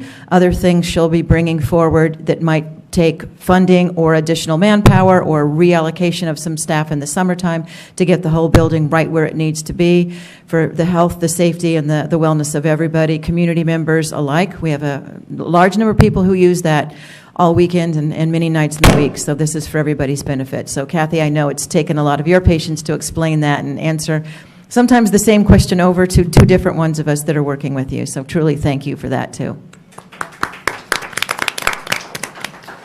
Steve, there's one more thing at the end of the superintendent's report that I think people would be interested in. That is the results of the kneecap. In reading, ACS is 77.5%. The state average is 76.2%. So we are 1.3% above the state average. In math, in the kneecap, ACS is 67.2%. The state average is 69.2%. That puts us 2% below state average. In the SBAC testing, in reading, ACS is 51.7%. The state average is 57.8%. That puts ACS 6.1% below state average. In math, ACS is 39.5%. The state is 46%. That puts ACS 6.5% below state average. Okay. Thank you. Are those, that's not this year. I'm sorry, can you tell me what year, we haven't done the CAT testing for several years. This is not. That's from 2014. It's going to be, those are the most Wait a minute. recent ones. Okay. 2014. Most recent, I'm sorry, but that's most recent, and that's 2014. Okay, Ms. Wyatt just read something that was presented by the superintendent, and any questions that people may have, she'll be back in June, for the next meeting, or you can contact her, or Ms. Blackstone. You can contact Ms. Blackstone direct if you have any questions about those scores. Is that right? Yeah, I'd be happy to share this chart. Yeah. Okay. Sandy, did you report the homeschool students? That was another graph that she had put in her report. And at the present time, we have a total of 38 students at Alton Central School. And it looks like it's never been over 40. In the year 2009 and 2010, we had 40. But since then, it's been 33, 30, 30, 34, 36, and 38. So And- I know and- somebody had said that we had Yeah, 100 that's- students, so. That's at ACS, there's 38, and at PMHS at Prospect, there are 19. So the total is 56 for the 2015-16 school year. Right. In other words, 56 there is homeschooled there's no children. extraordinary anomaly about these numbers at all. They're in sync. Last year it was 55, the year before it was 50. Yeah. Okay. Next, we'll move on to personnel. And we have a new handout on that, Steve, remember? She just handed something out to us. Got it. So just if you're looking quickly, if you've shuffled papers, the top right-hand corner says updated 5/17/2016. Because I know I've shuffled papers. You did, right there. Okay, is there any discussion, first of all, on these personnel actions?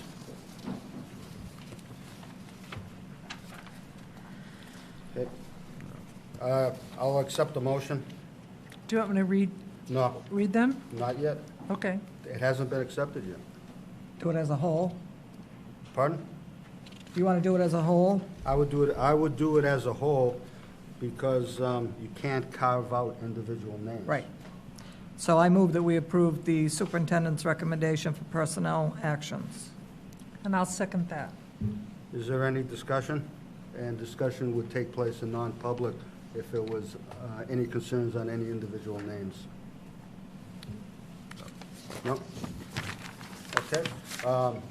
All those in favor? Aye. All those opposed? Okay, accepted unanimously.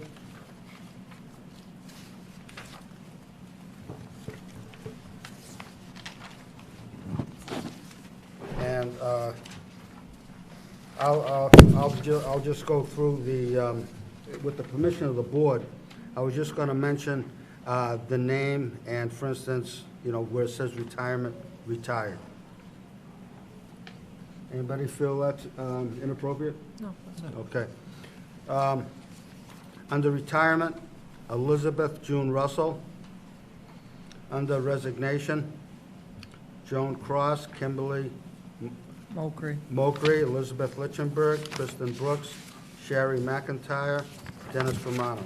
Under new hires, Jasmine Gray, Sarah Champagne. Under reinstatement, Tanya Lampert, Pamela Nason. Under athletic department, Russ Perrin, boys track and field coach, Sam Cowan, girls track and field coach, Charles Greeley, boys and girls assistant track and field coach, Angela Theron, softball coach. Under co-curricular stipend positions, Laurie Argue, outdoor activities, Nicole Poland, outdoor activities. Under new position, no names. No. No name. Yeah, Under- you That's can't on do here. that. And, Yeah, no. we can't do It's that yet. to be determined. That's to be, Yeah. that's to be determined. Oh, and, anyway, is there a motion to accept? Did we do that already? You did not. Yeah. Yeah, we Good. did that. Okay.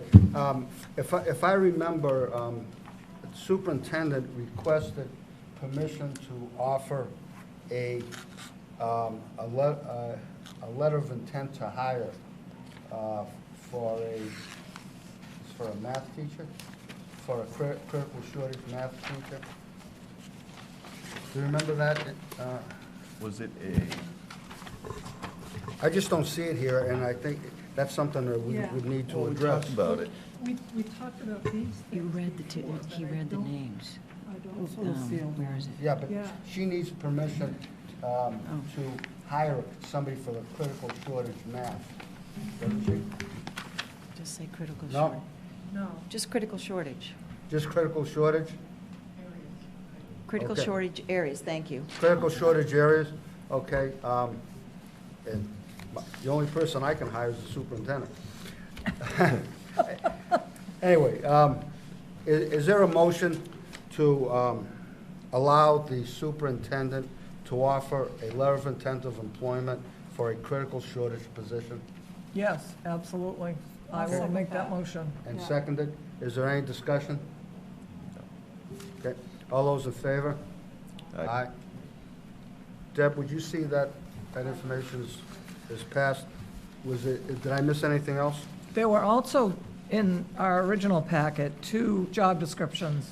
Do those need to be approved? They do. Yep. Okay, what we have is 2 positions for approval. One is for a teacher-at-large in-house substitute, and essentially, there is not a day that goes by that we do not need a substitute teacher. Sometimes there's difficulty getting substitutes, sometimes there's plenty. Sometimes we have to take a staff member who is a para, for instance, to cover a class. The superintendent thought it best to have essentially a full-time sub, somebody who has credentials and who can absolutely teach, who is in the building on a regular basis and gets to know the kids and is easy transferable to any and all grades. The only issue that I'm aware of, there's a significant budgetary impact. Generally, a substitute receives, let's say, $70, $75 a day, and over the course of a year, that's $13,000 for 180 days, as an example. A full-time sub would essentially get benefits, and if it had an MBA, would be in the $50,000 to $60,000 area. The superintendent obviously feels that that's a valuable situation and adds significant value to the kids. I move that we approve the teacher-at-large in-house substitute job description. Thank you. I'll second that. Any discussion? Right, I know. All those in favor? Aye. Aye. And that's for the job I move that the description. board approve the technology assistant job description. This is something that we've been advertising for, Mhm. and I'm assuming that there's been changes to this, hopefully to attract applicants, or is this the same No, it's It's different. job description?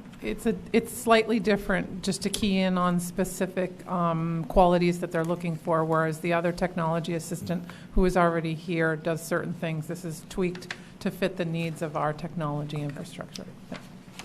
Okay, is there a second to that I'll motion? second that. Okay, it's been seconded by Sandy Wyatt. Any discussion? All those in favor? Aye. Thank you. Okay. 9 o'clock's doable. Yeah. We started at 4, remember? Oh, yeah.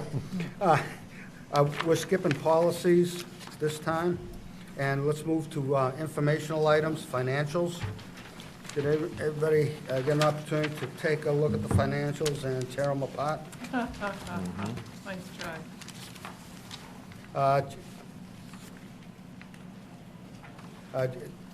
In the financials,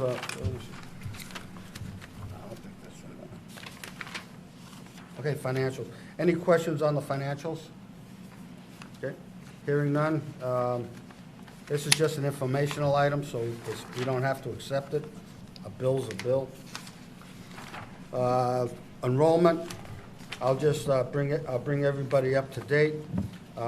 As of May, we have 488 students at ACS. We have 276 students at Prospect Mountain High School for a total of 764. Our best anticipation is that we're anticipating in the neighborhood of about 460 kids next year, down about 28 so far. And so much for the trend is your friend. Next.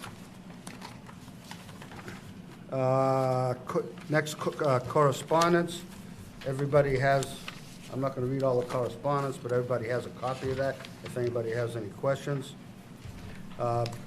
Before we go into other businesses, I'd like, is that where we decided, oh no, were we putting policies? Did you say We're gonna go, after non-public? After After, the second public one. input? yeah, After the second public, yeah. Right here, yeah, right? after we go. Okay, good. All right, any other business? Future agenda items. I would like to see on future agenda items, universal pre-K. I'd like to see a forum with the community Yep. to be scheduled sometime in July. And it's just a suggestion for the board. Tell me what you'd like to do. I'd like to form a small committee to kind of put that together, and, decide who the stakeholders, what the size should be, and kind of get it done for us. I think we need to have a lot of input from the new superintendent. Mm-hmm. Well, that's something that can still happen. Yeah, but she'll be here July 1st, so, yeah. No, well, I was also thinking maybe getting a facilitator. I don't know if you remember when Mr. Domenico came up to the high school, and we had that meeting with him. I thought, and this may be jumping the gun, but I was thinking asking the moderator, maybe Mark Northridge or somebody like that. Yeah, Who's I used would to- personally rather have somebody that's understanding of education Okay. and how it works. Makes sense. So, I think it would be easier for somebody like that understands the issues versus, the moderators Yeah. don't specifically know the issues that are going to be at would you hand. would you like to represent the board on that committee? Yeah, I can. Okay. And maybe you can get in touch with some additional stakeholders, the community, teachers, right, et cetera. Okay, Okay? So you're the point person on it. all right. Okay.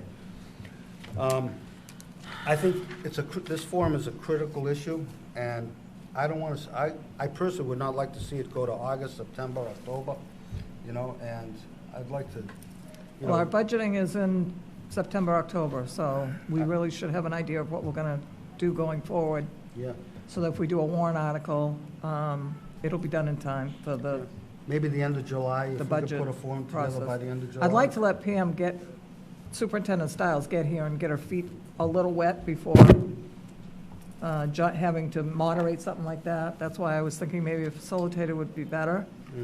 Mhm. Everybody can come with what their concerns are, or what their vision is, or whatever. But I would rather see somebody that's, Okay. If you could put that idea together, maybe use the website to announce that you are looking for stakeholders, to volunteer. And again, I think the sooner we get to work on behalf of the kids and get all this animosity cleaned up, the better. And waiting 3 months down the road or 4 months down the road, doesn't make any sense. yep, Okay, thank you. get it done. Get it done, thank you. Also on the future agenda,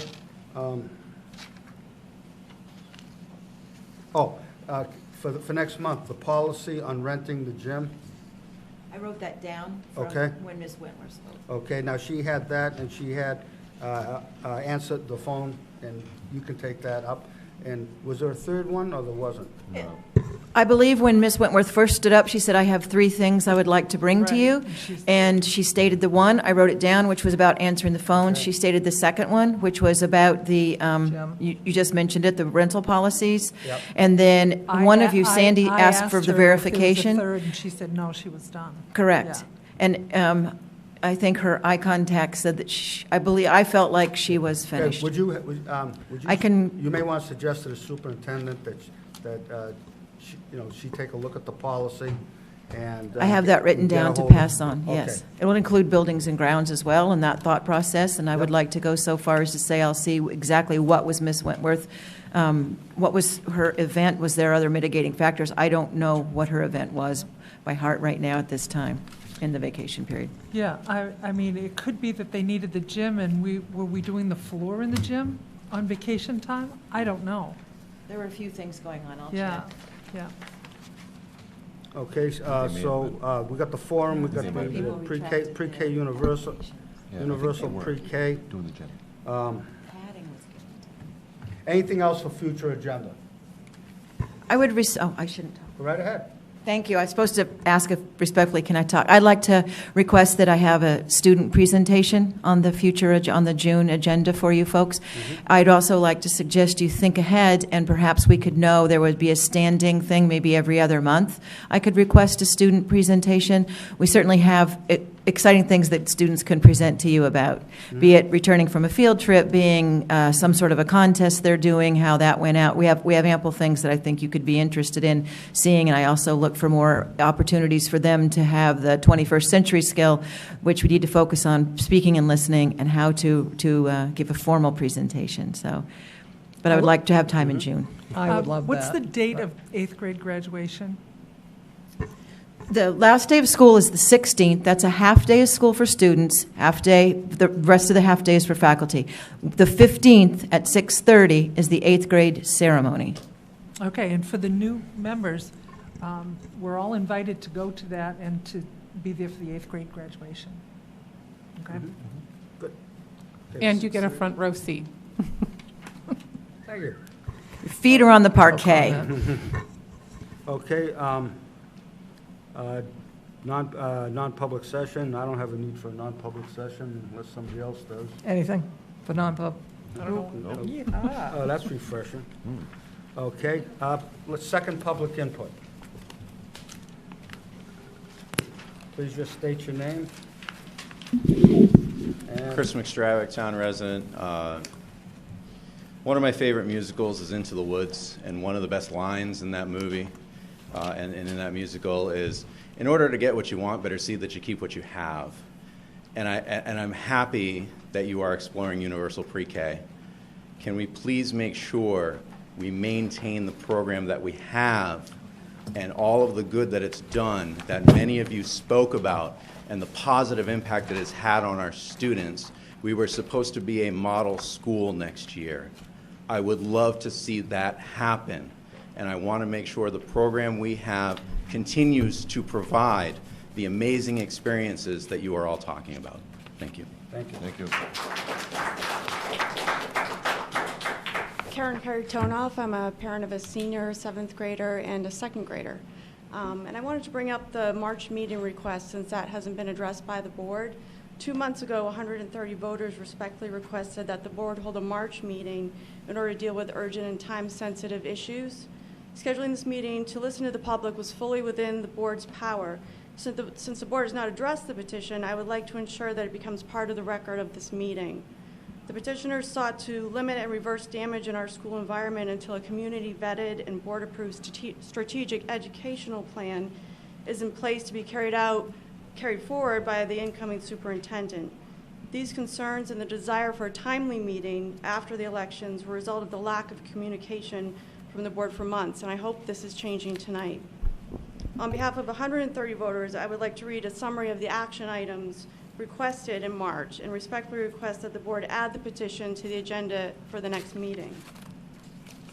And some of these items obviously have been addressed in this meeting, but I feel it's important to read what the petition initially set forth. Number 1, immediate moratorium on staff reductions. Number 2, deferral of 3-year contracts for administrators pending a formal evaluation. 3, freeze on schedule changes requiring looping and block scheduling and integration of grades. 4, reinstatement of all non-renewed staff. 5, reinstatement of a full preschool program. 6, maintenance of the Quest enrichment program with the same structure and staff as beginning of this school year. 7, cancellation of the mentor contract for the next school year. 8, maintenance of the current school schedule based on 180 days and including outdoor breaks for all grades. So, and I believe the full board had copies of this petition along with all the signatures that was submitted back in March. The board has already also been presented with fact-based research on all these subjects along with the petition. And in closing, my hope is that there's a process of positive change and collaboration to move forward. I would also like to add the importance of number 7. Having heard the content and the tone of the superintendent's report tonight, I would like to present to the board that I think it's a huge obstacle for the community to continue with Dr. Ward active in the school community. And if there is a process for healing, I would like to the board to consider not having that mentoring contract next year and let Pam Stiles get on with the work. Thank you. Thank you. That's the only thing we can act on.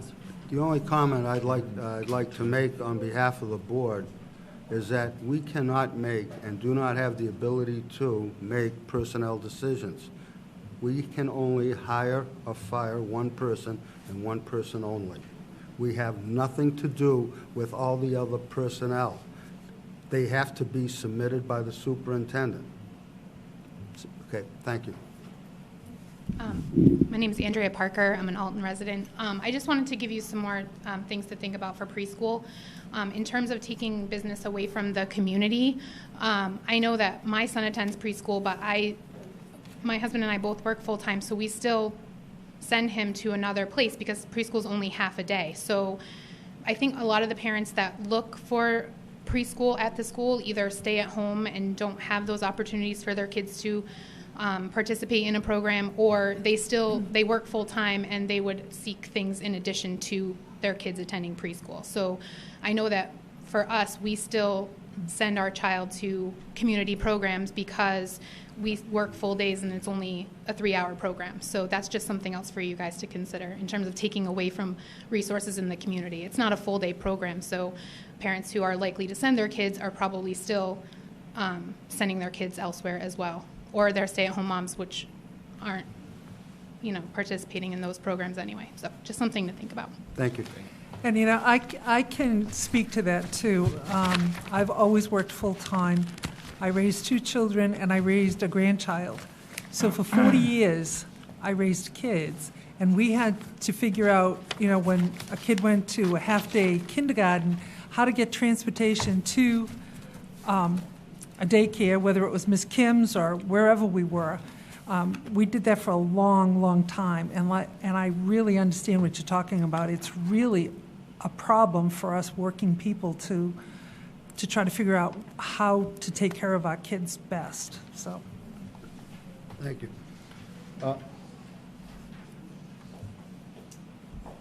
Hi, Andrea Caruso, resident.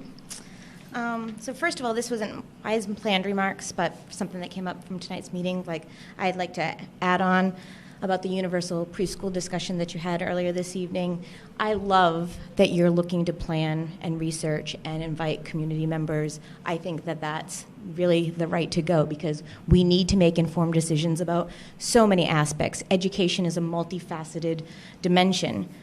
But I'm lamenting the fact that in October, on day 30 of the school year, we started slashing and burning our current budget and our current programs, Quest, enrichment, and so on and so forth. And we made decisions in February about cutting preschool teachers when we hadn't even done enrollment.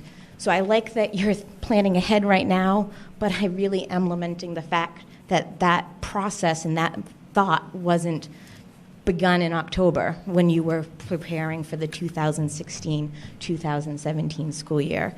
So love that it's going forward, and I wish that we could continue that from here on in.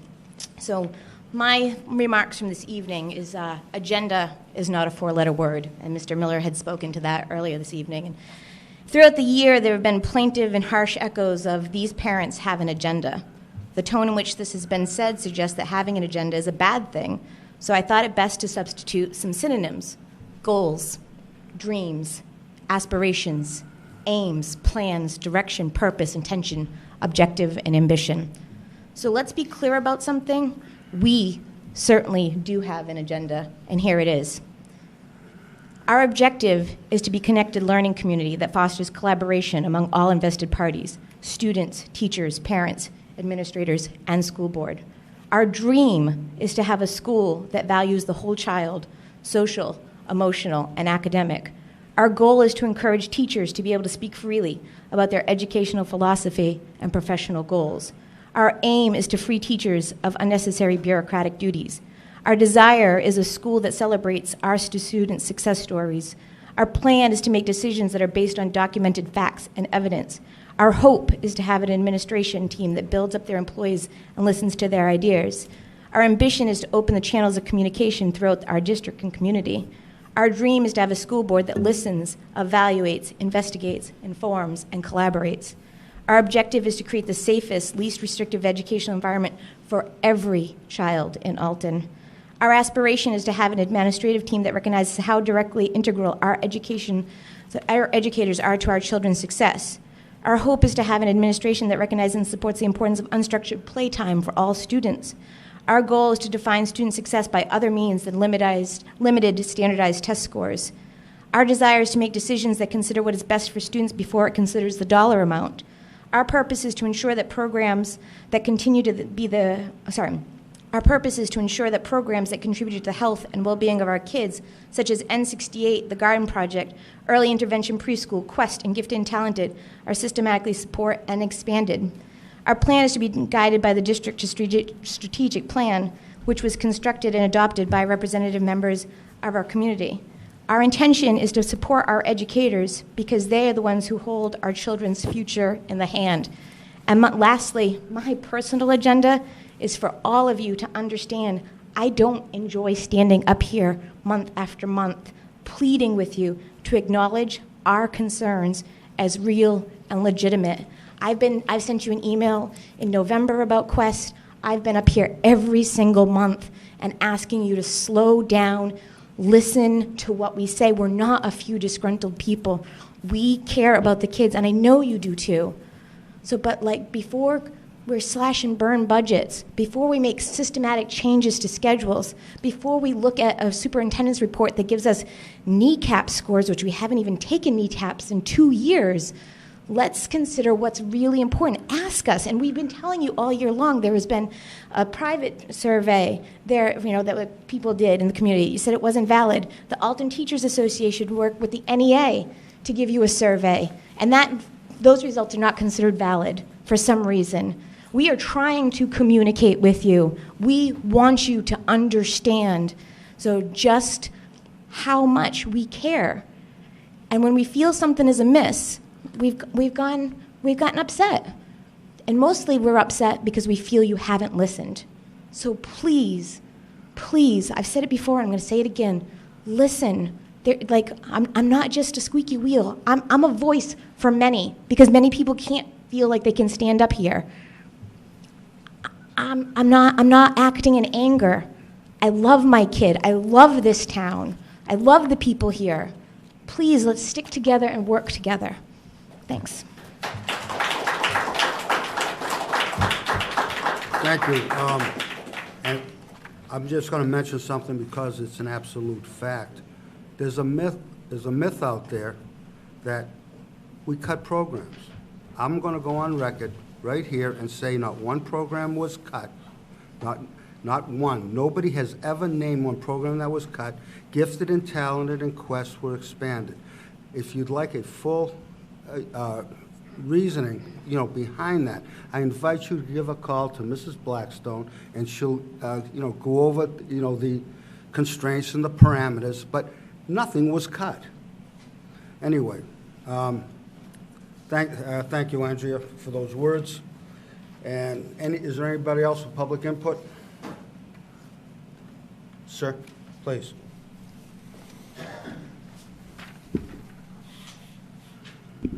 My name's Aaron Lichtenberg.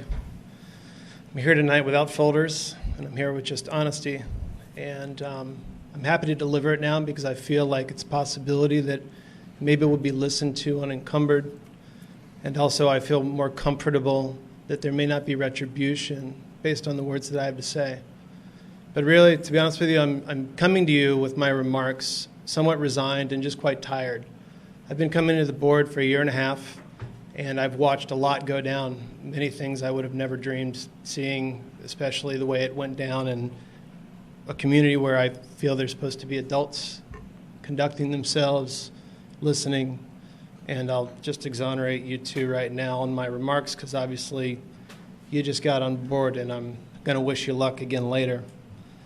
But what I've witnessed is a shift, and early on, lest I remind the board of the whole shenanigans with Lander and Yet and all that, when the community had an outcry over that debacle, you backed down and you listened. And now, over this period of time, I've seen nothing but doubling down on your efforts, and I don't know where they're coming from. I'm not sure what some of the intentions, where they're coming from, in how you've gone about the past year of bringing in the administration that's currently here. And I'm not going to really get all into it. It's already been gone into for the last 6 months. But I'd like to say that, I witnessed the shield of the kids being thrown up a lot, and for the sake of the taxpayers, but your decisions are having long-lasting effects. And sorry, I just kind of scrawled these down over lunch today. I was kind of thinking, it's kind of a big day for me, as you guys might imagine. But, you could equate it to some sort of analogy of, well, the pendulum swings. I've been around education a while now, with my wife being in it longer than we've just been here in Alton for the 6 years we have been. And I hear these terms used, well, it's just the pendulum, things swing, things change. The disingenuous remarks that were made in the superintendent's report points out that obviously that change happens maybe more frequently than we would all like. But when I talk to 30-year teachers and community members that have been around here for a lot longer than I have, and they tell me, wow, yeah, this is pretty unprecedented and it's pretty bad. It makes me feel like, okay, well, I'm not reacting too dramatically here. I'm just reacting honestly. And really, I just want to sum it up to say that what I've witnessed over the last months is just destruction. You've destroyed relationships. You've destroyed relationships amongst peers and coworkers that have been built up over years. You've destroyed relationships and the opportunity for future relationships with kids, returning to see the teachers that taught them and guided them through their earlier years. You've destroyed relationships amongst parents. Okay? And I just want you to feel that, okay? I know that I'm just one person up here, and I know that in the change that was accepted tonight, one person goes, and another one will come in. We all go eventually, right? But these are individual lives, individual people that come in this building every day and they pour their heart and their soul out on the floor with these kids and with these parents and with their fellow coworkers. And the destruction that's been done, it's a little disingenuous to suggest in the beginning of the meeting, I appreciate your remarks, Mr. Miller, but it's a little disingenuous to me to say, okay, let me run the apple cart over. Apples are going everywhere, and say, oh, let me just polish this off. We can fix this. No, man, you tipped the whole apple cart over, and it hurts. And I know that you've extended an olive branch and that you seem to want to repair, and I applaud you for that. And like I said, I'm going to keep wishing you guys luck on that because there's a lot to go. But again, this is just me. I'm just one family. I'm just one person. But I really have empathy for all the others as well. I've watched my wife succeed amongst these coworkers here at this school. She didn't get to where she was at with that whole Teacher of the Year thing just because of who she is. Yeah, she's exceptional. Trust me. But the people behind her and the people that supported her and the people that let her be who she really was, that's what brought her to the position and the recognition that she achieved. It wasn't her. And this is not just some sort of false humility. This is the truth. And again, I feel glad to be able to finally say it without feeling encumbered. But really, it's just sad. I'm sad up here for this reality. I'm sitting here in the chairs and I'm looking at the sun on the chairs. And I didn't work in this building. I don't work in these four walls. But I can only imagine what it's like to leave places that you found your home at, that you found your success at, that you found such good working relationships and relationships that meant so much to you. So, again, I've witnessed this over time, and it just kind of escapes rational thought to me. So I'm going to stop trying to apply rational thought to some of the decisions, and I will only sit back and hope that rational minds do prevail, that there is success in repairing what has happened. There's clearly been a fracture. As it's been suggested earlier by other people, it it's not just a few people. It's not just a couple of voices. This is real. And, you know, it's going to be a long climb, a long slog out. I mean, I listen to the radio and I hear an advertisement, you know, about, oh, you know, starting teacher salaries, you know, $25K, $30K. Good luck, man. You should it was spoken about before, you should be hanging on to what you got. You got people that are already committed in this building that come to work every day, and they, like I said, they pour their heart and their soul into their work. I suggest that you look strongly at those folks. Because I tell you what, new kids coming out of college, saddled with the college debt they got these days, they're going to make better money serving martinis to these people that are hanging on and are trying their best to pull themselves up out of their bootstraps and hang in here with this place. And I applaud them for that. So in the end, again, like I said, I've already expressed it, my sadness, but I'm happy to get my wife back. It's been a tough year for her. And I'm just happy to get her back and not have to have her coming home feeling like she has been disregarded, disrespected, pushed aside, not listened to. We're not here to speak about individual personalities. I'm not speaking about individual personnel. When I say Mo won't be missed, that's what I'm saying. I won't miss her in my household every night. That's what I will not miss. So I'm not talking about individuals, Mr. Miller. But I will talk about you right now because I have a request. I recall there was a time when you wanted my wife's face plastered all over a banner, put up in front of the school because of her accomplishment. And thankfully, you know, she declined because she's a humble person. She didn't want her face on the, you know, looking at herself coming in the building every day. But there was a banner that was put up on her recognition. Now, I know it doesn't matter to you now. It may not matter to anybody now, but it's going to matter to me when I'm sitting there drooling on myself, 80 years old, as a memory of what she did accomplish. So I'd like to find that banner, and I'd like it back. I don't know whether you could give it to her by the end of the school year or whether you could deliver it to the next board meeting, but it mysteriously disappeared, and I would like it personally because I appreciate the memory, the good ones that we did get to experience. And again, I wish everybody the best of luck in trying to climb up out of this. And hey, the longest of journeys begins with one step, so let's take it.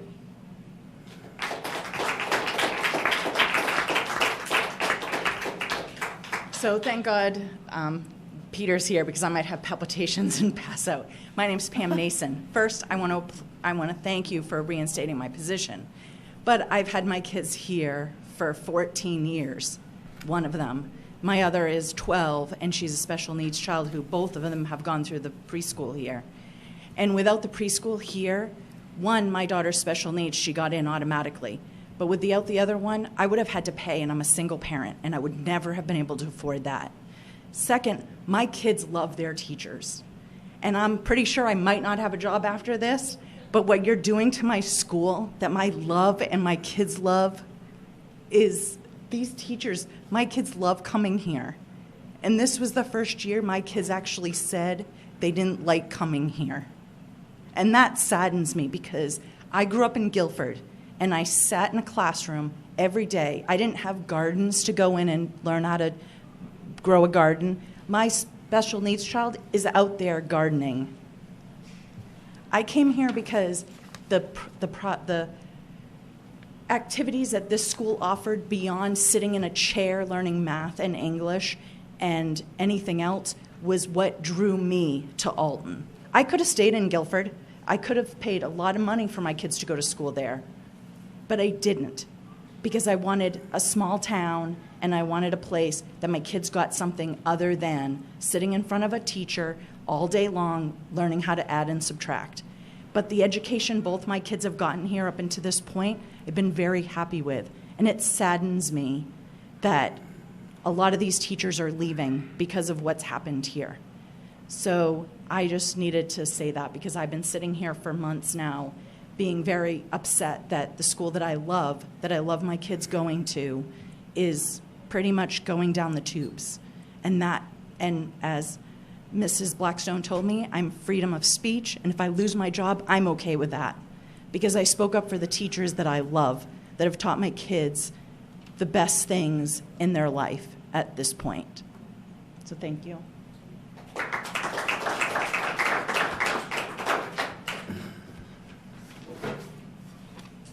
Sarah Grasso. I said I wasn't going to speak, but I just wanted to make one quick comment off of something that Mr. Ball had said earlier. He was talking about his experience with his daughter and how many friends she has and how we're raising wonderful kids in the community. And I still am concerned about the whole pushing of the test scores. And it was mentioned a number of times tonight. When he was speaking, something popped in my mind, and how he said that we're creating community members, and we are. We're here. The teachers' jobs are to be creating community members, not test takers. And I think we need to keep that in mind, because I think that's really important. Thank you. Not seeing anybody else, I'm going to close public input and move on to policies. Okay. So are we going to go through the early ones first? Well, we have a list in the second packet that we have that they're all listed out. Short list,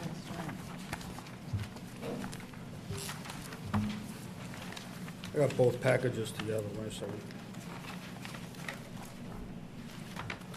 Okay. So in the second one, they're all listed out. Okay, do you want to make an initial motion, Ms. Wyatt? Do you want me to go like section B Yeah, go first? section. All right, section B. I move that we accept policy BBAB, roles and duties of the board chairperson. That's a new policy. Okay.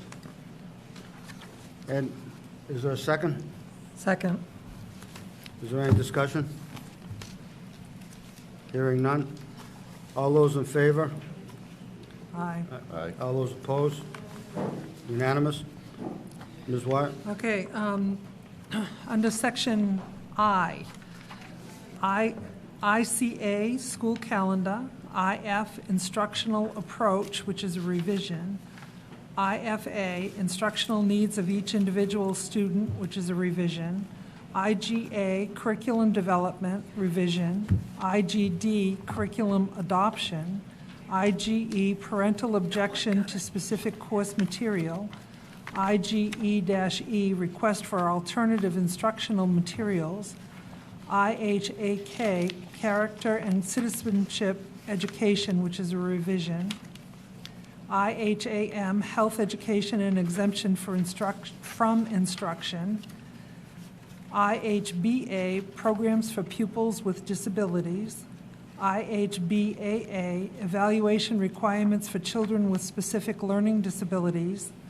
IHBB, program for gifted and talented students, a revision, IHBG, home education instruction, revision, IHBG-R, participation in public school activities by home educated and non-public school pupils, a new policy, IHBI, alternative learning plans, IHCA, summer activities, revision, IIB, class size, revision, IIBA, teacher aides, IJ, instructional materials, revision, IJL, library materials selection and adoption, a revision, IJOA, field trip and excursions, revision, IJOA-E, field trip permission form, IJOC, volunteers, revision, IJOC-R, volunteers,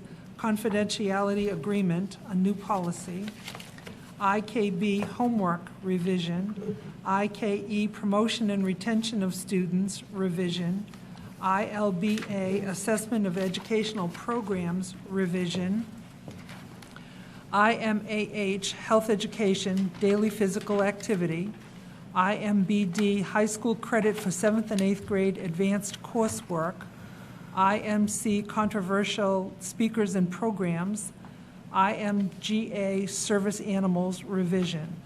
Now, these all because of state policies?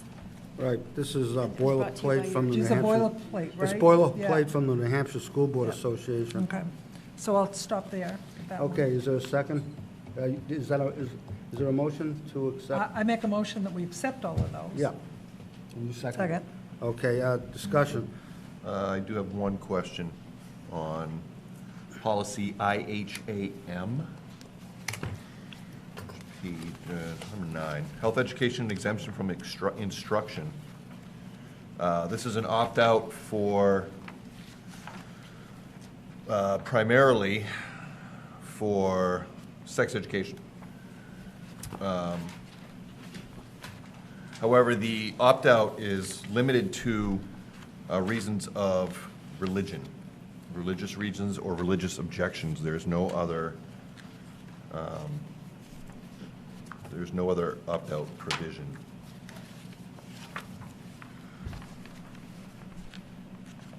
So are we going to limit it to just religious reasons, or are we going to allow parents to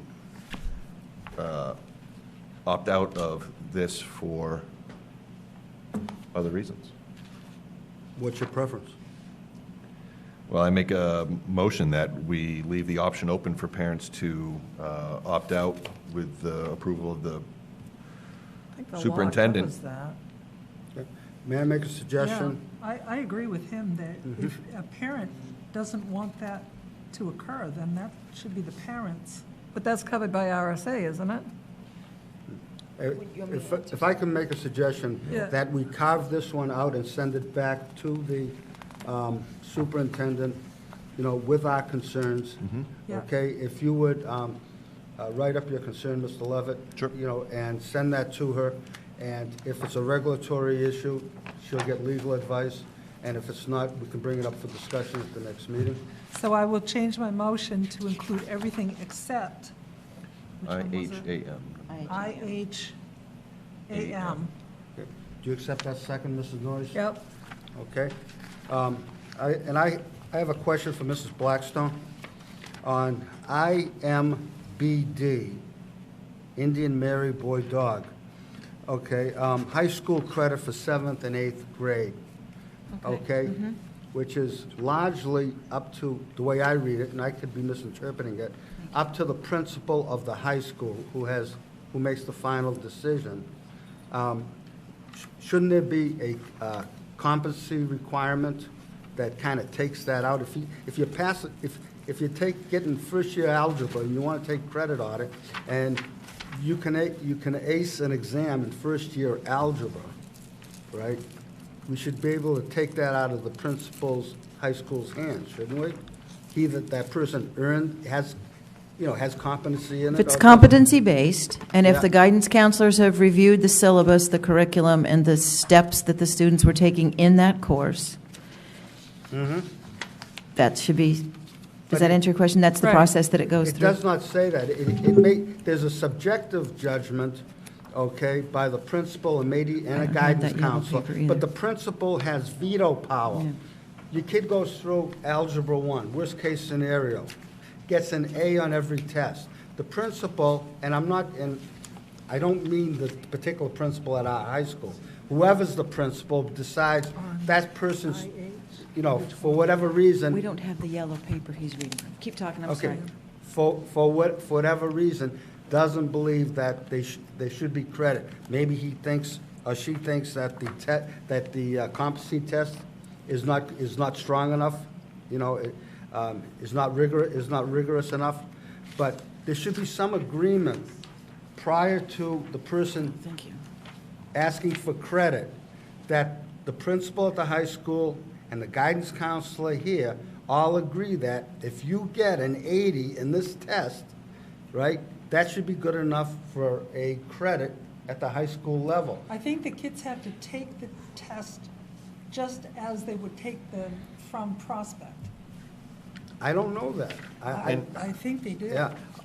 May I ask that we carve this one out and that you do some further research to determine that it's fair and equitable for any, I can do that. I also appreciate the time to do that because since it does involve faculty and staff and administration at the high school, it should be done in consort like that. So I appreciate that chance to do that.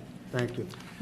You can also... He mentioned algebra, but the only other one that I can think of that has come up is Spanish. It could exist in Spanish, it could exist in a unified art. It could exist because somebody is excelling with a performance talent, music or visual art. So it's not just math, it can exist in a few different ways, but it really should be the two, if not three schools working together to establish this. You can also always make your own regulation that's more rigid than the RSA. You just can't make one that's less than the RSA. Would you accept an amendment, Ms. Wyatt, to carve out IMBD? Okay, yep. I propose that amendment.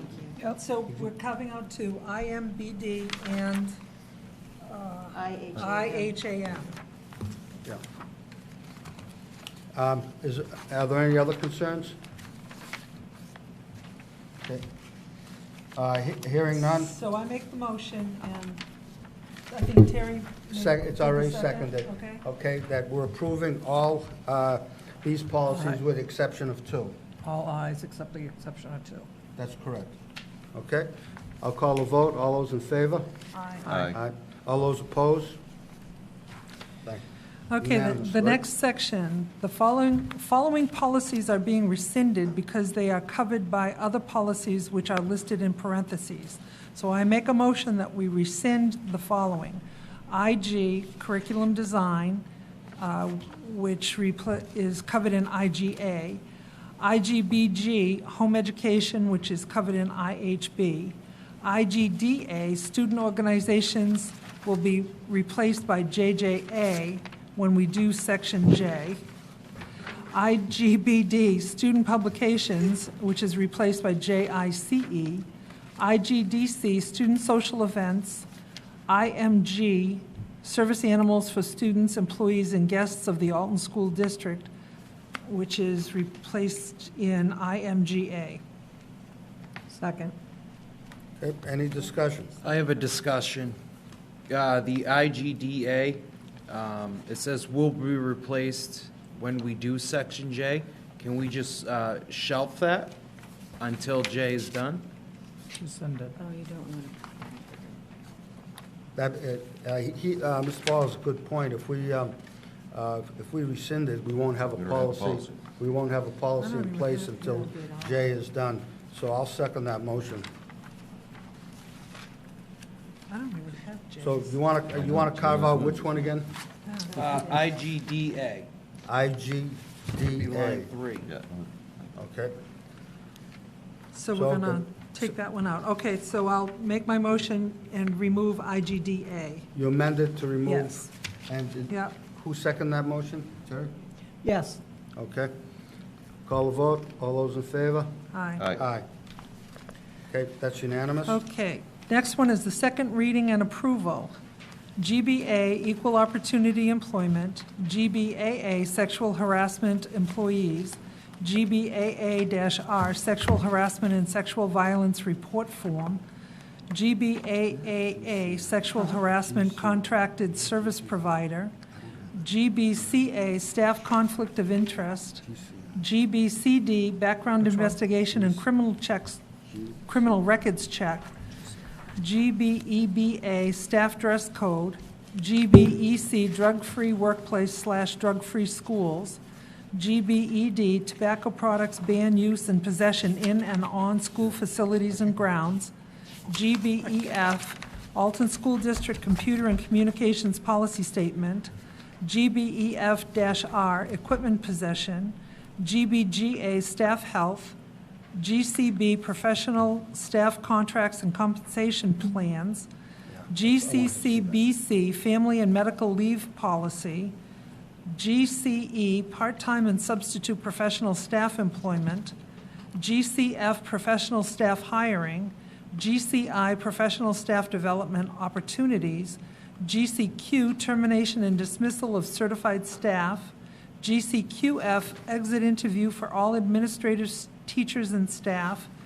GCQF-R2, Exit Interview Form. GDB, Employment of Non-Certified Personnel. GDDA, Jury Duty. GDF, Hiring of Non-Certified Personnel. GE, Non-IRS Tax Exemptions. Dependents. Dependents. Dependents. Non-IRS tax dependents. Second. Okay. I would like to take a look at GCI, Professional Staff Development Opportunities. I don't have the collective bargaining agreement in front of me, but on the bottom of page 1 of 3, they may not be consistent with the current collective bargaining agreement. I don't know where you are on 1 of 3. Do you remember? No, because I gave you my copy. Oh, okay. Here, I thought I was going. Right. Okay, what I'm saying is, no matter what the policy, the negotiated collective bargaining agreement should prevail. Supersedes, And- yes. And she's right, it should trump. Mhm. Okay, so I'd like to carve this out and send it back for a statement that since the collective bargaining agreement can change almost on an annual basis, and we don't want to have to do the policy over on an annual basis, okay? It should just say It should say, CBI, you know, yeah, the collective the bargaining, collective bargaining agreement and the CBA, whatever is in the CBA. yeah, we'll trump it and put that in legal terms. You know what I'm saying? Decision under the appeals, correct? You said at the end of page 3, correct? No, at the end of page 1 of Oh, I'm 3 where it sorry. says lodging, travel expenses. Gotcha. Okay, but an attorney has to look at this and compare the collective bargaining agreement Yes. to make sure where it says shall instead of will, that it's the right interpretation. Okay? But if we just say, according to the CBA, then Yeah. that will cover Yeah, but every year that it changes. except when this If is... it changes. Except when this is fought in court, it's fought in court by attorneys and not by lay people Right. who put a statement in there, unfortunately. So, So- would you amend to Yeah, carve out I will- GCI? I will amend to carve out GCI, Professional Staff Development Opportunities. Okay. Is there any further discussion? Yeah, I had a question about GBEF. Was Mr. Leonard here, or did I see him like at 4 o'clock? I can't remember if I saw him. He's not in the building, right?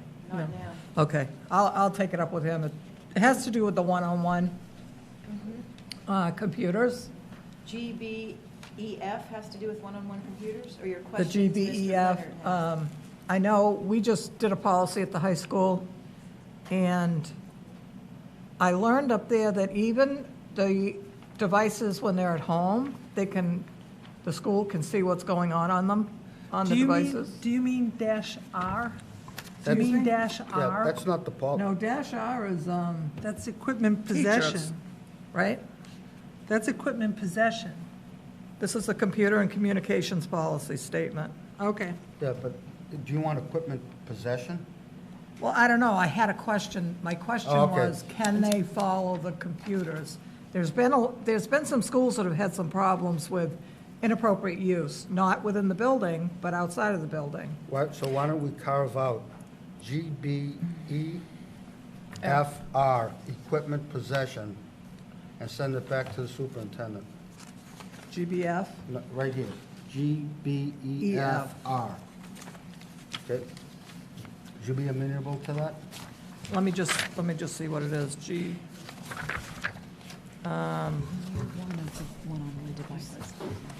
GBEFR. Well, the EFR has to do with That's what- For buying equipment after. employees. Oh, okay. I think she's, Yeah. yeah, she's right. GBF would be the right policy. That's what. Okay, so Yeah, GBEF, yeah. Not the- GBEF.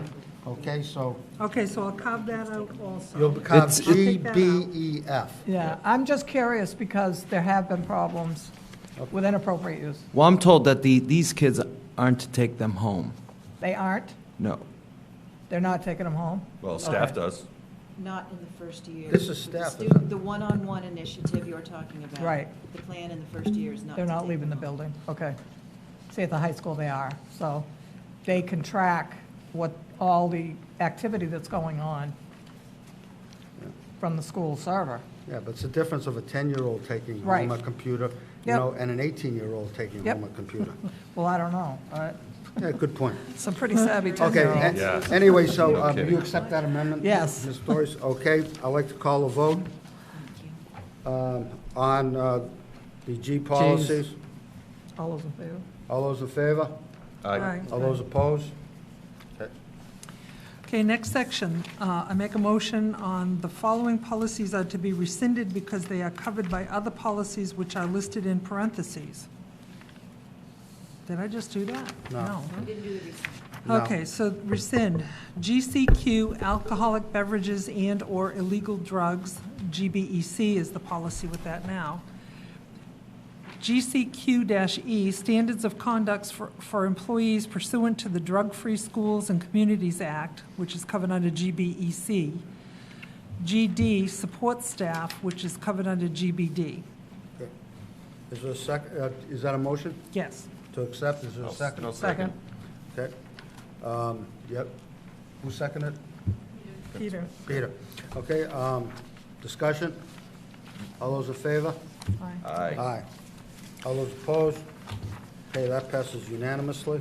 Now, that's all I have, and some of the things said that they were covered under J. I don't Yeah. have any J's. Does We- anybody have any that's J's? why We addressed that already. Okay, Yeah. all right. That's why we did that. Okay, next meeting date is on June 13th, 2016. And I need a motion to adjourn. I'd make a motion that we adjourn. Is there a second? Second? Okay, all those in favor? Aye. Aye. Thank you, people. And that'll be at 6 PM. And At remember, 6 PM? remember that 8th grade graduation is the 15th at 6:30. The 15th at 6:30. Peter, let me clarify something for you. Okay. Before you leave, I didn't want to enter this into the public record, but I have something that really needs your attention. Sorry about I have manifest, if you will sign, because I'm going to be out of the office the next 3 Thank days. you. I'm going on a conference. Oh. You'll have fun.